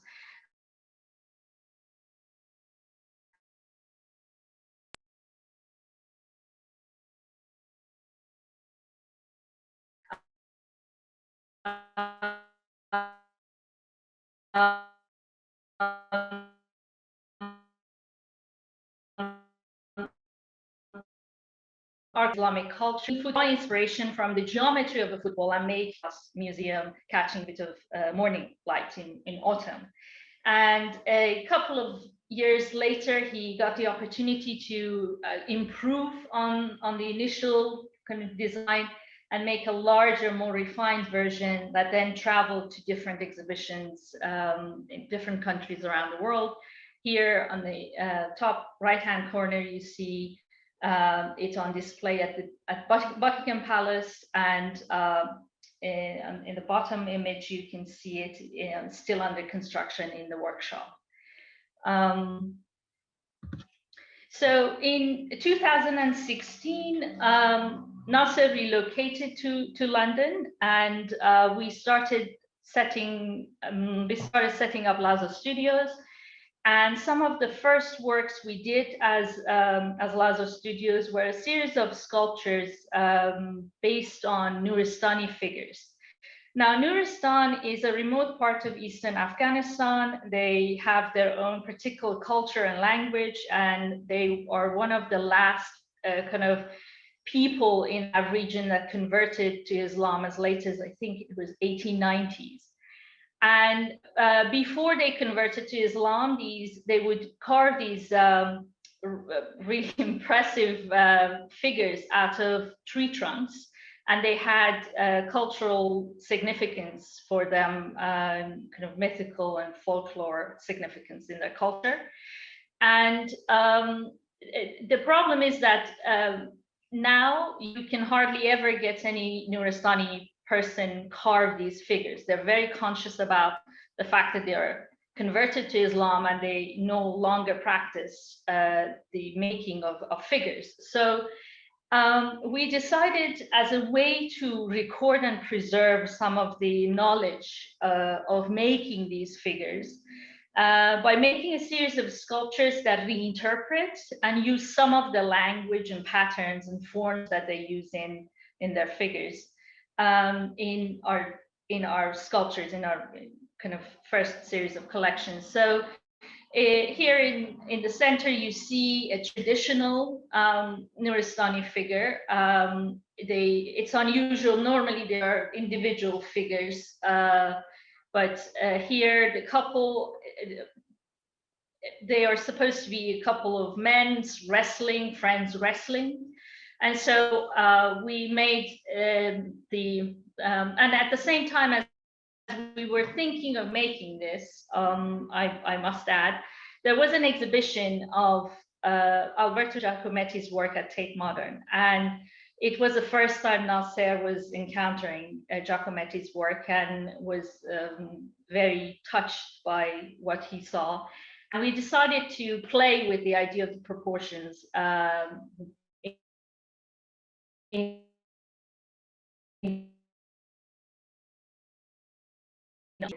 with the proportions of our pieces. But, you know, these are the lovers, and they come in different versions, and some of them we introduce colors to. Some of them, you know, are basically plain timber with different finishes. Again, these figures are again inspired by Nuristani figurines. The clan collection are a series of characters that we developed based on what we'd seen at the National Gallery in Kabul. On the left, you see the images of some of the original Nuristani figures. They're quite big. These larger figures are slightly larger than human scale. These clan collection that we've made, and again, we introduced some colors to them, and they've become quite popular. And people come back to us and request actually commission work and want us to integrate these in other works. So you'll see in the following slides, they keep coming back, appearing in our work. Another particularity of Nuristan is that unlike other people in the region, they have a tradition of timber furniture. So while elsewhere in the region, traditionally people would probably sit or sleep or eat on the floor on soft furnishings. In Nuristan, they have chairs and beds, and so they have a tradition of woodcraft. And we on the left top image, and you see examples of the of traditional kind of antique Nuristani chairs. They are very charming. They're actually beautiful and have sculptural qualities. But they're not very comfortable to sit on. So we decided again to draw inspiration from Nuristani furniture and take some of the characteristics and make contemporary furniture that would share some of the characteristics and would be of today. So we made this set of kind of armchair with ottoman. You see the asymmetry in the design in the traditional chair that we kind of reinterpreted.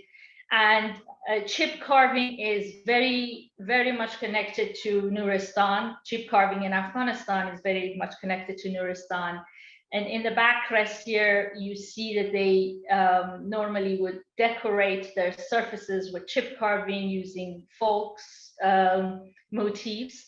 For our chair, we wanted it to be more contemporary, so we decided to use the chip carving method, but go for something that would be more abstracted and more contemporary. So the cuneiform tablets of kind of Mesopotamia were inspiration for kind of a more irregular, more contemporary look in this set of sculptural furnitures.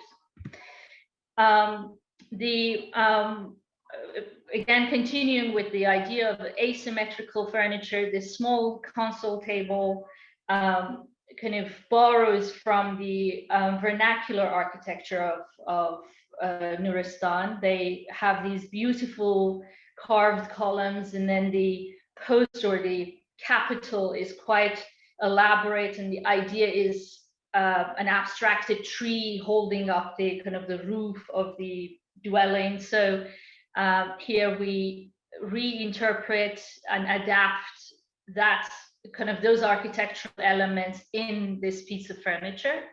And another thing that keeps recurring in our work is working with tiles, with hand carved timber tiles, that allows us to, we keep being drawn to it because it's almost allows us to use the idea of the tessellation used in geometry or the Islamic art. And so in this, on this console table, the table surface is hand carved 8-pointed stars that kind of were inspired by the 8-pointed star tiles from Kashan region in Iran.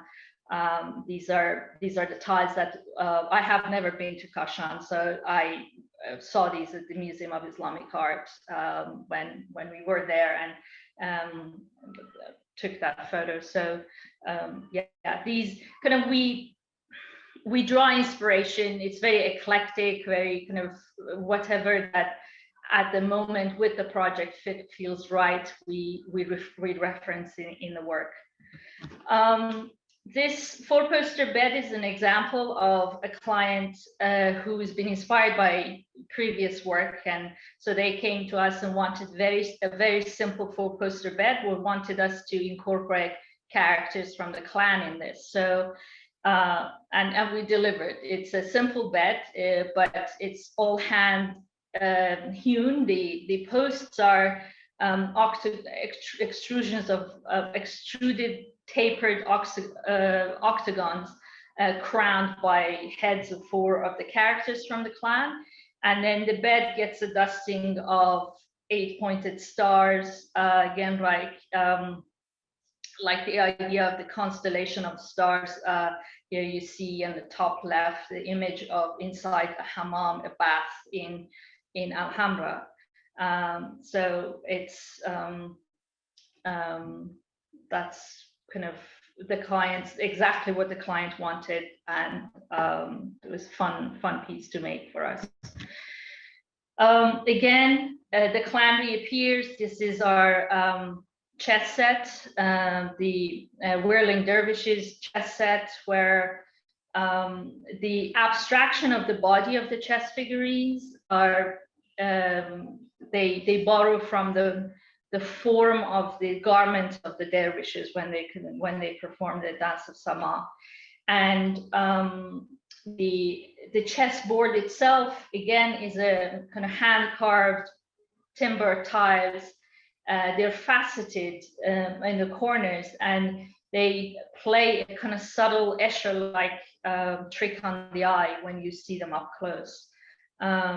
So that's the kind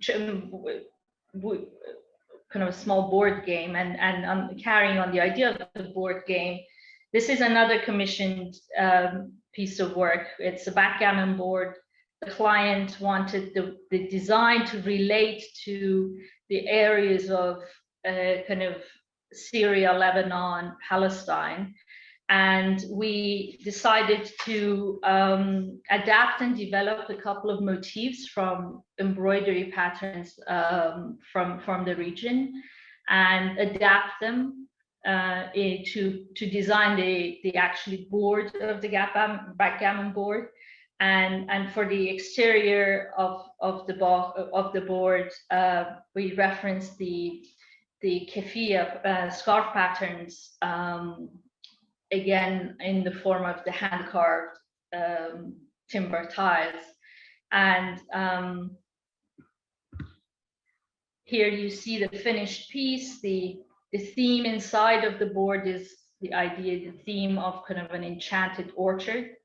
And it's almost like it's wrapped inside a keffiyeh scarf. Now, these keffiyeh scarves have cultural significance also in Afghanistan, because men would have these scarves that men wear, have multiple functions. They sometimes, they provide shade on the head. They wrap them around their neck.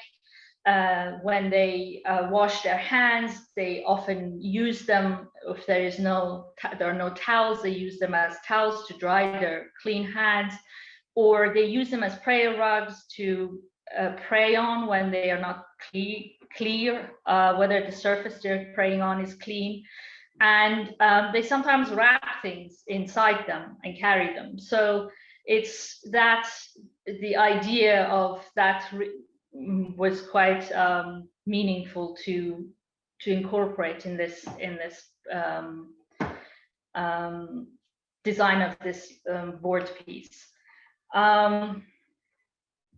And this is the last work that I'm going to present. It's a commissioned artwork by the Embassy of Afghanistan. And they wanted us to make an artwork that would be very clearly connected to Afghanistan and Afghan culture, but be very anchored of present into a present time. And we, for this work, we referenced kind of the distinct tile designs of architectural, kind of historic architectural buildings in Afghanistan, as well as the kind of very rugged, majestic landscape of the country. That's an image, that's a photo I took from an airplane about 20 minutes into a flight from Kabul to Delhi. The work consists of two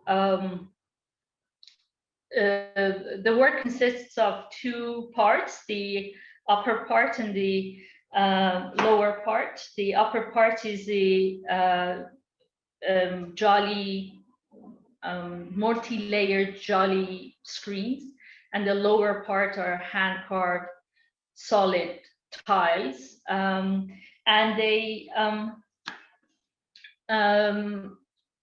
they're based on a hexagon grid, and this has allowed us to play with the composition. But the language of the pieces are traditional Afghan woodworking language. So it's jolly making, it's chip carving, and even forming the faceted tiles are all hand carved, as you can see in this middle image. But they consist of clusters of 4 to 6 clusters of hexagons that then can be put together or rearranged in different configurations. And the idea is that the upper the upper part is kind of the lighter element, and the lower part it kind of borrows from the language of the origami of the topography of the landscape.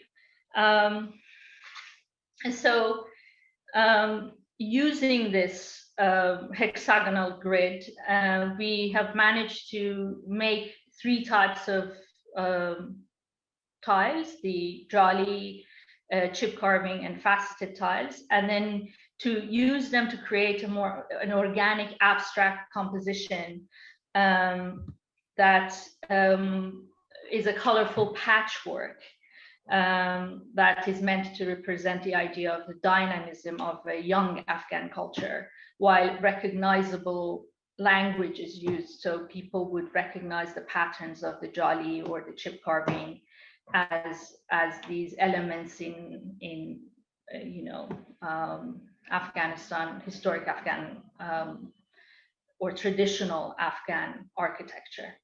So it's called, this measures about 4.5 meters by 2 meters. And we called it Gohar Shah Begum as an homage to the Queen Gohar Shah, who's considered one of the kind of the biggest female patrons of the art in the history of the region. So that's the last work. And the next slide shows a small short video of Naseer demonstrating the chip carving, how chip carving is done. It's different from classical carving. He doesn't use palette, and it's a flat chisel that he uses, and you can get really crisp, sharp edges and corners with this, and you can obviously achieve different looks with this. So that's in demonstrating.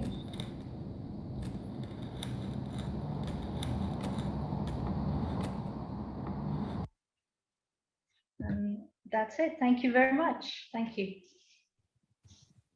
Thank you so much, Hedieh. Thanks. I should say Naseer gave a demonstration and masterclass at the V&A. Was it 2 years ago? Yes. And we all had a go at trying some chip carving, which he made look effortless, and it was extremely hard. So we've got a huge amount of respect for him. And I was just wondering, so the piece that's on the wall behind you, that looks like it's related to the Gohar Shah Begum piece you were just talking about. It was a piece that we did. It's the only piece that we've made from recycled material. This was before the Gohar Shah Begum piece. This is kind of, you could say, probably a study before we did the actual piece. We started making this last year when the lockdown, the first lockdown happened, and we were panicking what we were going to do. And so in our kind of walks, we would pick these pieces of timber on the sidewalks and then take them to the studio and decided to do something, because nobody knew what was going to happen. And so it was kind of as a way to kind of manage our anxiety, we started making these. But the Gohar Shah was something that kind of came from the idea of this, developed into that work. And we should stress that everything is handmade. Yes. How long did it take to make the Gohar Shah panel? The Gohar Shah work was, I think it took about 400 man hours. So we were there, basically, we would get to the workshop at 6 a.m. and be there until midnight for about almost 2 months, working. I am, when it comes to actual working by hand, I am an apprentice, so I give a hand, but it was really pretty much, Naseer carrying the work, the load of the work. I love how some of the references to historic works that you showed link back to some of the papers that we had at the beginning of the day. Yes, I noticed that as well, and I thought that actually kind of dovetails nicely to all these references that people had in the presentation. Yeah. I wondered if Rachel had any thoughts or comments on your use of Palestinian embroidery motifs in the background board. I loved that. That backgammon board was beautiful. And it goes to show there's so much, none of these designs are necessarily fixed to a particular place. There's so much overlap and shift and migration of designs, things that are shared. But it's lovely to see it appearing in a different context and rendered in that beautiful technique. Thank you. It was really interesting for us. Obviously, when you translate medium, a lot of things are dictated by, because you're changing the material dictates quite a lot. So when that adaptation is a lot of that adaptation is dictated by the material, the tools you work with, the dimension or the proportion of the final piece. All of those had, a lot of it becomes almost, it takes a life of its own, and what you need to do to adapt a motif to get to the final result. A conversation between the material and the process. It reminded me of the work of Naqsh Collective, who make embroidery, but through marquetry and wood. And I love the idea of using the keffiyeh, the keffiyeh as a wrapping, and then that became the kind of wrapping for the backgammon dogs. That was a very beautiful idea. Thank you. So we're just waiting for people to send us their questions in the Q&A. We don't really have very many at the moment. I was going to ask a question to everybody, which is quite a big one. And I'm going to ask Rachel first, if that's okay, which is, you touched on it in your presentation, but it's really, we haven't really defined what we mean by design. And that was something I wanted to ask all of you, if you could sort of share what you think of what design means to you. How do you define design? It's something we found very difficult. I think we all agree there's a difference, and you can to some degree know it when you see it, but we perhaps cheekily put the onus of that question onto our applicants for the prize and asked people to sort of self-define, and those who considered themselves designers as opposed to artists, or as having a practice that involves design, to apply.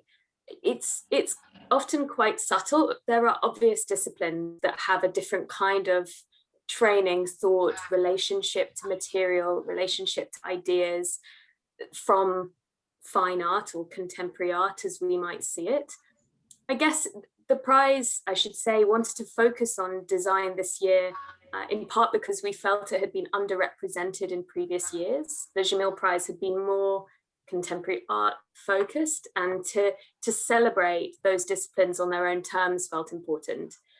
But actually, now we've come to it, I think the fact that there's a lot of interdisciplinary practices, or things that are, maybe they come from a design space or a design sensibility. Golnar works a lot with design, with language, with product, with architecture even, but then has produced quite a conceptual installation around language. So we kind of celebrated the ambiguity, but maybe this is a cop-out to your question and the others can answer it with greater integrity.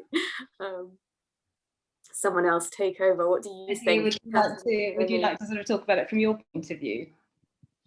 I'm interested as well in how you sort of make a difference, or do you, between design and craft? Sorry, who are you asking me? Yes. Oh yeah. Design and craft, actually, I wouldn't differentiate that much between them, because in a way, I think they have historically been very, very close to each other.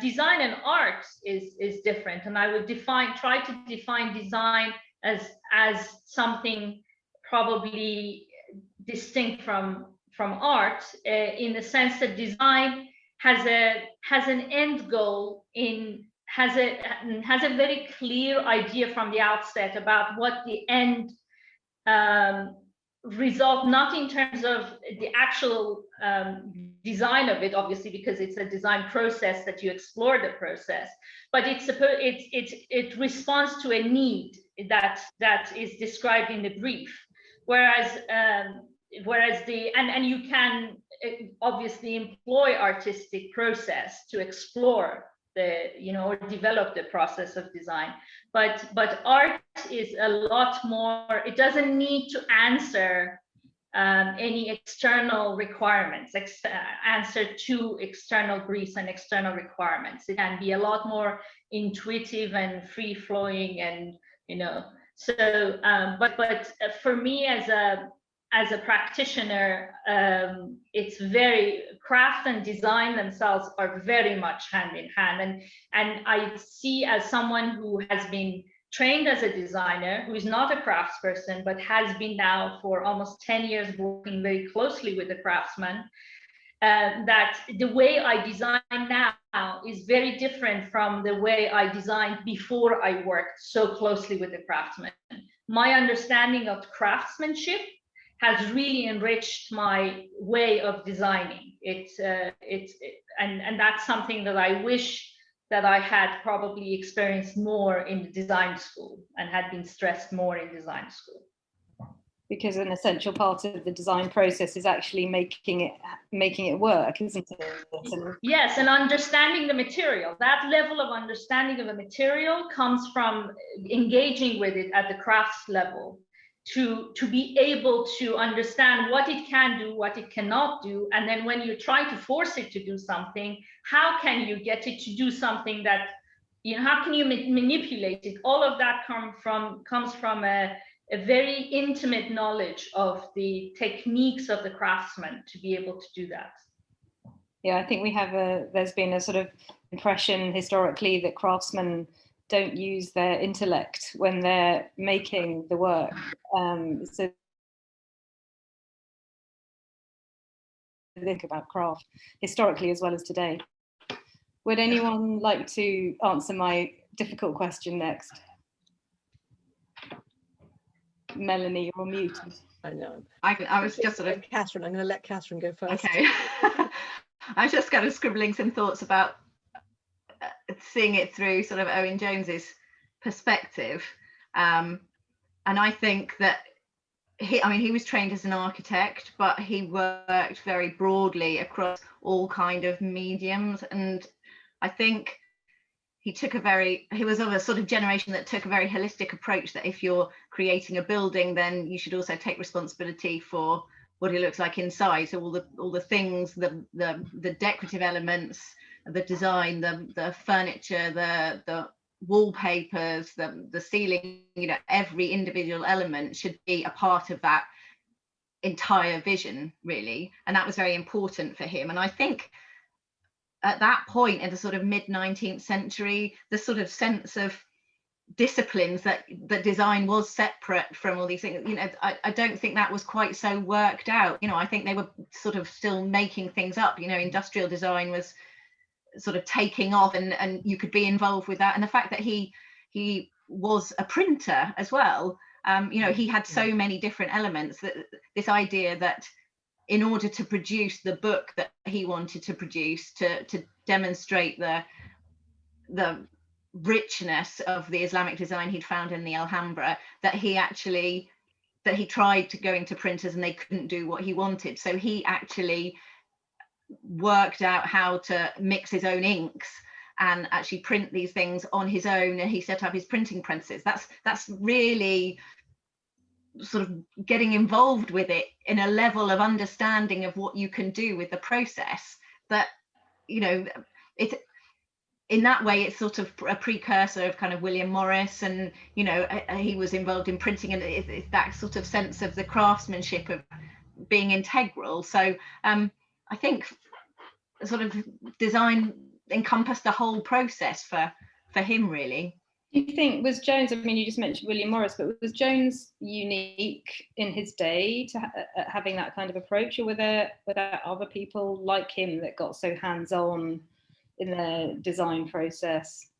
I think he was quite unusual from being an architect doing that, because I think he always thought of himself as an architect first and foremost. And when he wrote the Grammar of Ornament, and he sort of wrote this proselytizing idea about what it should, how his 100 plates, it's not just about the images, it's about the text that goes with it, that this was directed towards architects to improve architecture and design more generally. I've slightly forgotten where I was going with that, but yeah, I don't.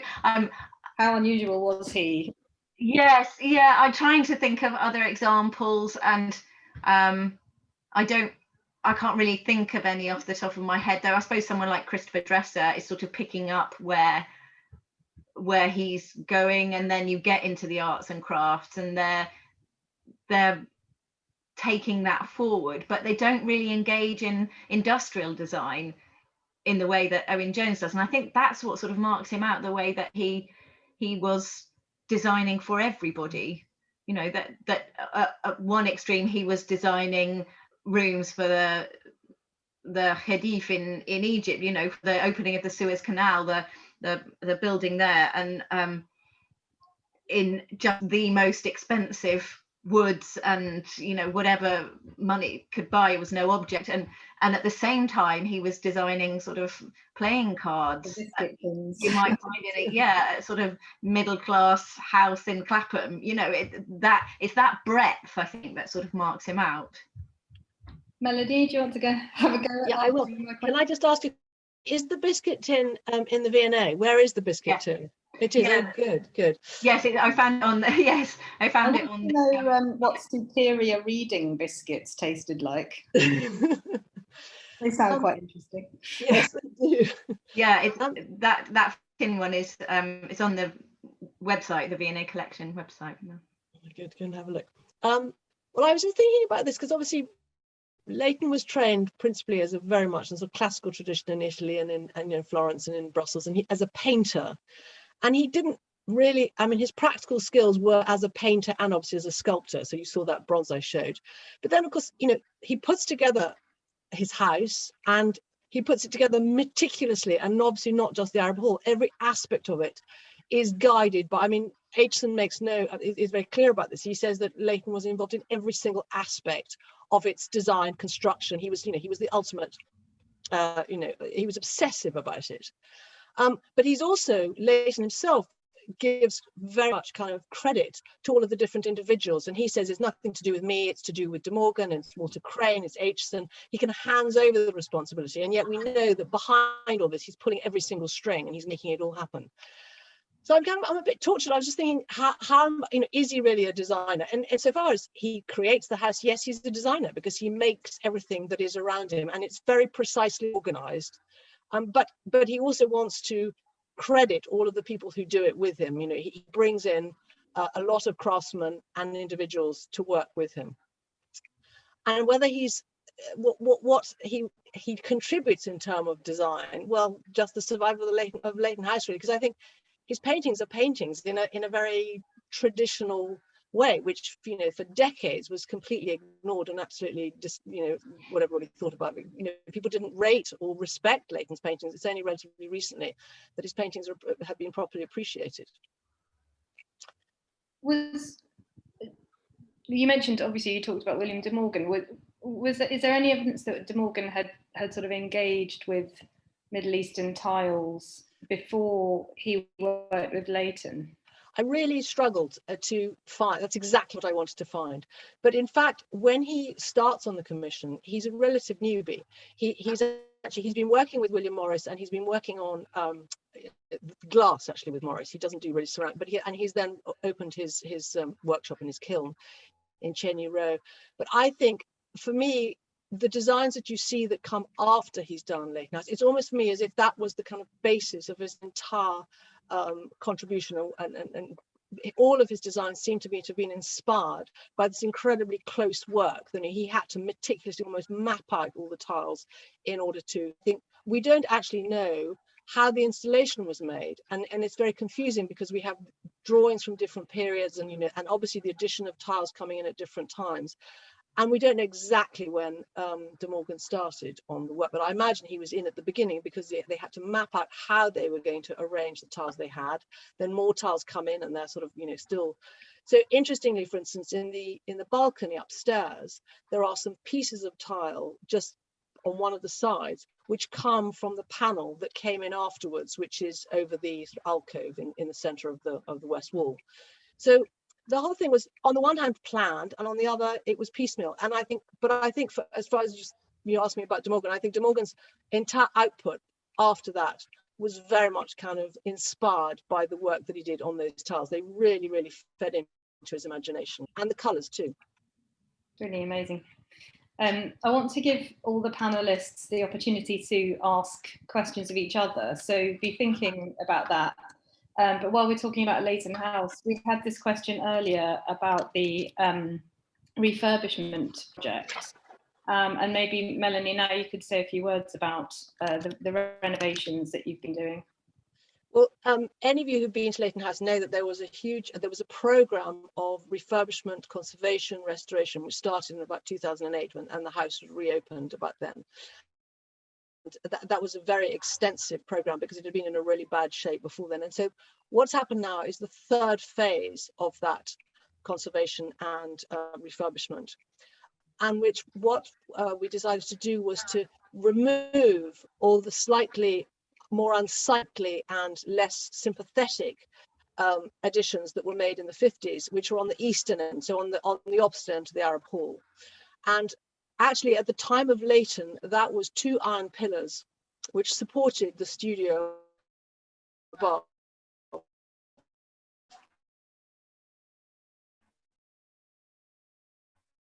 Wrapped that also allowed us to have some new galleries and displays. So we're going to have a purpose-built gallery for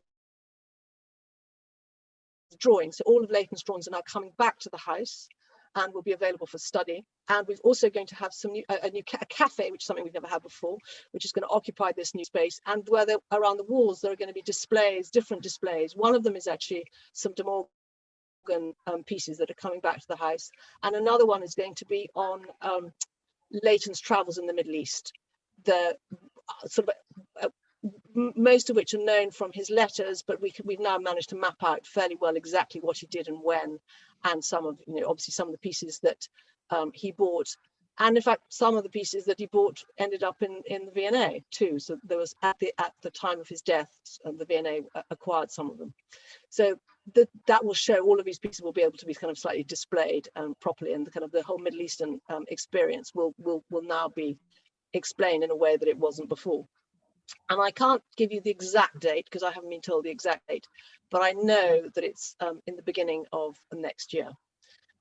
It's now been clear, well, because of the combination of of course, the pandemic and everything else, everything had got delayed. And what about your website? Is that going to get improved? Website is hugely, completely rebuilt, everything. So we have very many new aspects of the house and the kind of output of the house. So we have a whole new education section, which is going to have a proper designated room. So we're going to be able to have all kinds of different educational offerings from children up to adults, and practical as well as obviously, spoken word. And the website has been completely rebuilt.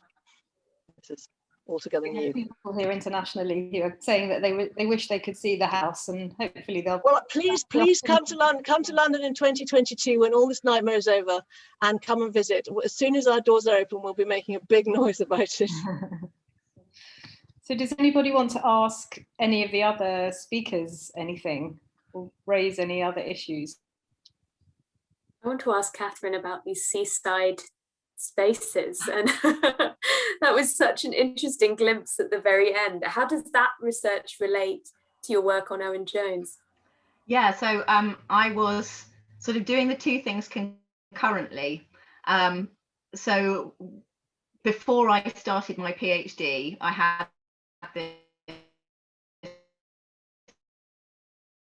kind of strangely, and maybe it's not that surprising because beach huts, there's little sort of sheds along the seashore for people who aren't familiar with them. They're kind of little changing cubicles, and lots of countries have them, and they're really colourful. So I guess I respond to the colour of them in the way that I do to Owen.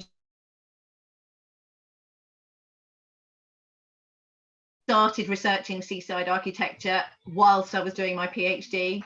And then I've sort of come back to that. And actually, in my research on the seaside, I found that there was this really strong current of sort of seaside Orientalism.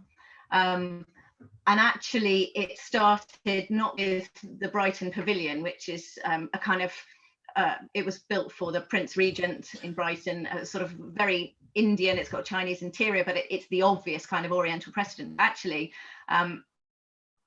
the key building was a pavilion put up on Hastings Pier in 1872, which references the Alhambra, which got the kind of verandas, the fretwork. I was tempted to show an interior of that, and there's a whole new, different lecture I can do all about seaside Orientalism. But this is a sprint that's going alongside and picking up on Owen Jones, and it's all about, you know, the seaside being another place. It's where everybody holidayed in the 19th century if they could. So it's the fact that it was first seen on a seaside pier is because you're traveling across the water, aren't you, on this sort of bridge into the sea. It's this idea that you're going to another place, and what you find when you arrive is something completely different to what you saw on land. It's got I mean, they all had sort of onion domes, they're all eclectic and these kind of fabulous concoctions, but a lot of it was based on the design of the Alhambra because of Owen Jones's work. So the key moment for me was when I found in a press report that the West Pier at Brighton had been painted, the ironwork that had been painted in the colours advocated by Owen Jones. So it was red, yellow and blue, and that was just like ping, you know, the two things come together in that moment. So although it sort of seems like they're quite disparate elements, yeah, I know a lot more, and I understand what was going on at the seaside as a result of knowing about Owen Jones. So yeah, funnily enough, it's kind of come together.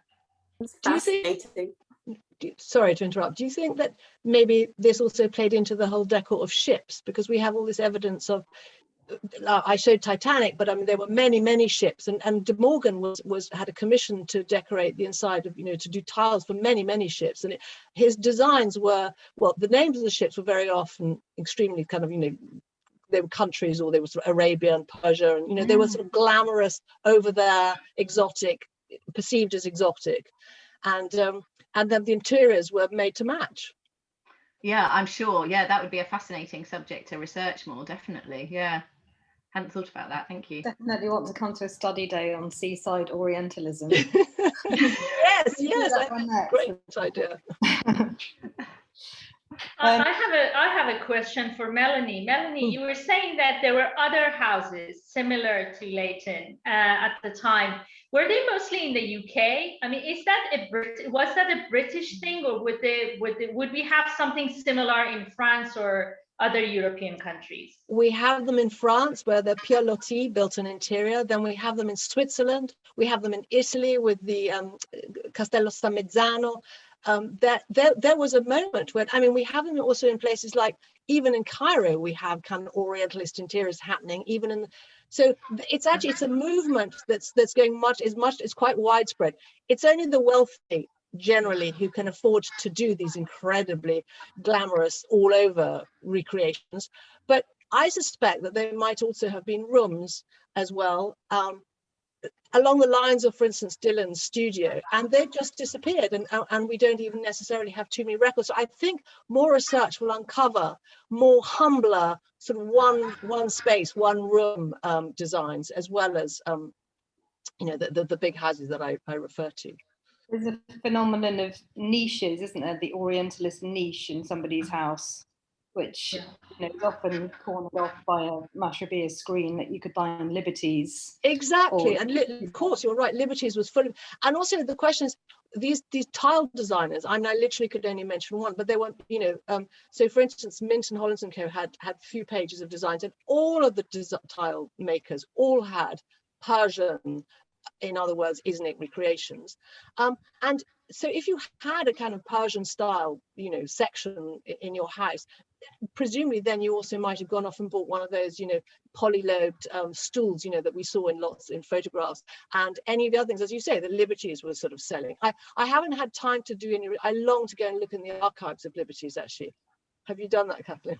No, I haven't, but there is this amazing house in Hove, just down by Brighton, and that sort of demonstrates what you're talking about the ones that have gone. So this was it was a house of quite a well-off man, but he had sort of themed rooms, and there was this fashion in the 1890s particularly for having themed rooms. So he had a Moorish themed, I think it was a dining room, which has this incredible fireplace, and this is a house that is now an English school, but a lot of the decor survived, and it has this sort of niche area, and it has the original wallpaper and the sort of friezes that give you that sort of Muqarnas element, though it's a wallpaper.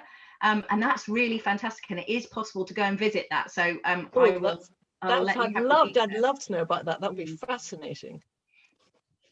Okay. Somebody just mentioned Persian, and I was just wondering, Melanie, if you could maybe say a little bit more. The old chestnut. Okay, so why is everything described as Persian when it's so obviously not Persian? Well, it became a sort of a topos. It just became one of those themes that once it had entered into the language, into the way of talking about things, it was always Persian. It seems to go back to, actually, it goes back to Rhodes in a way. It goes back to the type of tableware that we saw. There was a kind of a notion, and this seemed to be put forward by people like one of the first directors of the South Kensington Museum, who's called John Charles Robinson. He was one of the people who said this. There was this notion that there was a group of Persian potters who were on a ship that was kind of shipwrecked off the coast of Rhodes, and they all landed up in the village of Lindos. And they started producing this marvelous ceramics. Leighton refers to it as Lindos ware, but he says, I bought Persian pieces, Lindos ware. And somehow from that moment, and even probably before, because Robinson was writing in the 1850s, this notion took hold. And I think it was probably also associated with the fact that we've got the South Kensington Museum and Robert Murdoch-Smith. The galleries were quite heavily endowed with Persian objects that he was buying, and there was a Persian exhibition in the early 1870s.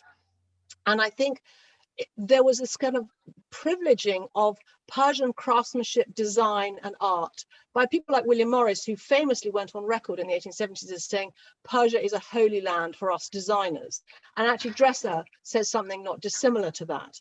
So Turkey just never gets a look in, and some of these people, including Leighton himself, traveled to Istanbul, traveled to Turkey, and must have seen the tiles in situ. They must have had the notion of what the kind of Iznik, the red, the sort of floral designs, all of that.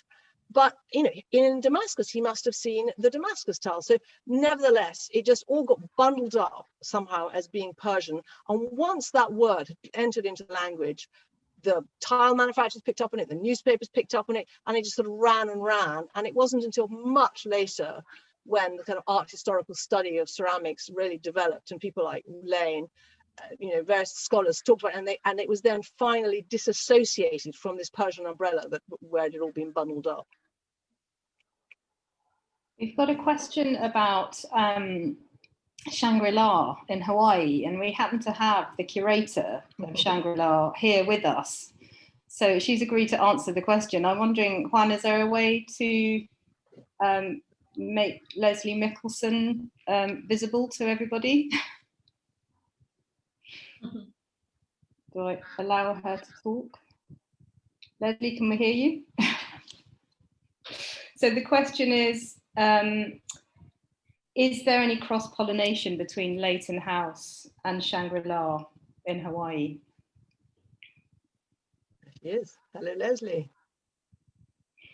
Hello, everyone. I'm so sorry, but my Zoom cut out just as you asked me the question, Mariam. Yeah, so the question is there any cross-pollination between Leighton House and Shangri-La in Hawaii? Well, I think that's a really fascinating question, and it's something I've been thinking about for a really long time. And actually, there are a few projects in the works to explore that officially, I have to say. So I'm really happy to say that. But as I was listening to all these really wonderful presentations, I can't help but think that in many ways Doris is really another point of the, I don't want to say progression in any kind of sense of a value judgment, but in terms of a temporal and certainly geographic progression of the spread of a lot of these ideas. I think it's a natural fit with some of the points that the speakers have been discussing, right? And we know that Doris traveled very, very widely. We know that she traveled, of course, throughout Western and Central and South and Southeast Asia, and of course in Europe. The only question it's quite difficult to answer, because Doris was notoriously very private. She didn't keep a diary. She didn't annotate any papers. She wrote very few letters. So unless someone else wrote about her being there, you know, I don't know if she actually visited some of these places. You know, I don't know if she ever went to Leighton House, for example. But it would be very fascinating to find out more. Thank you so much for stepping in, Leslie. Just since you were there, it seemed why not have Oracle answer the question? Thank you. I think we've reached the end of our time. So I just wanted to say thank you so much to all of you for such fascinating presentations and a really interesting discussion. And there's loads more to say and to talk about, but it's been brilliant. Thank you very much. Thank you. I learned so much. Thank you. Yes, thank you. Thank you. Thank you, everybody, for attending as well. Yes, Thank you for hosting. Thank you all. Yeah, thank you. Thanks, Rebecca. Thanks, Juan. Thanks, Rebecca. Bye, everyone. Bye-bye. Thank you. Bye.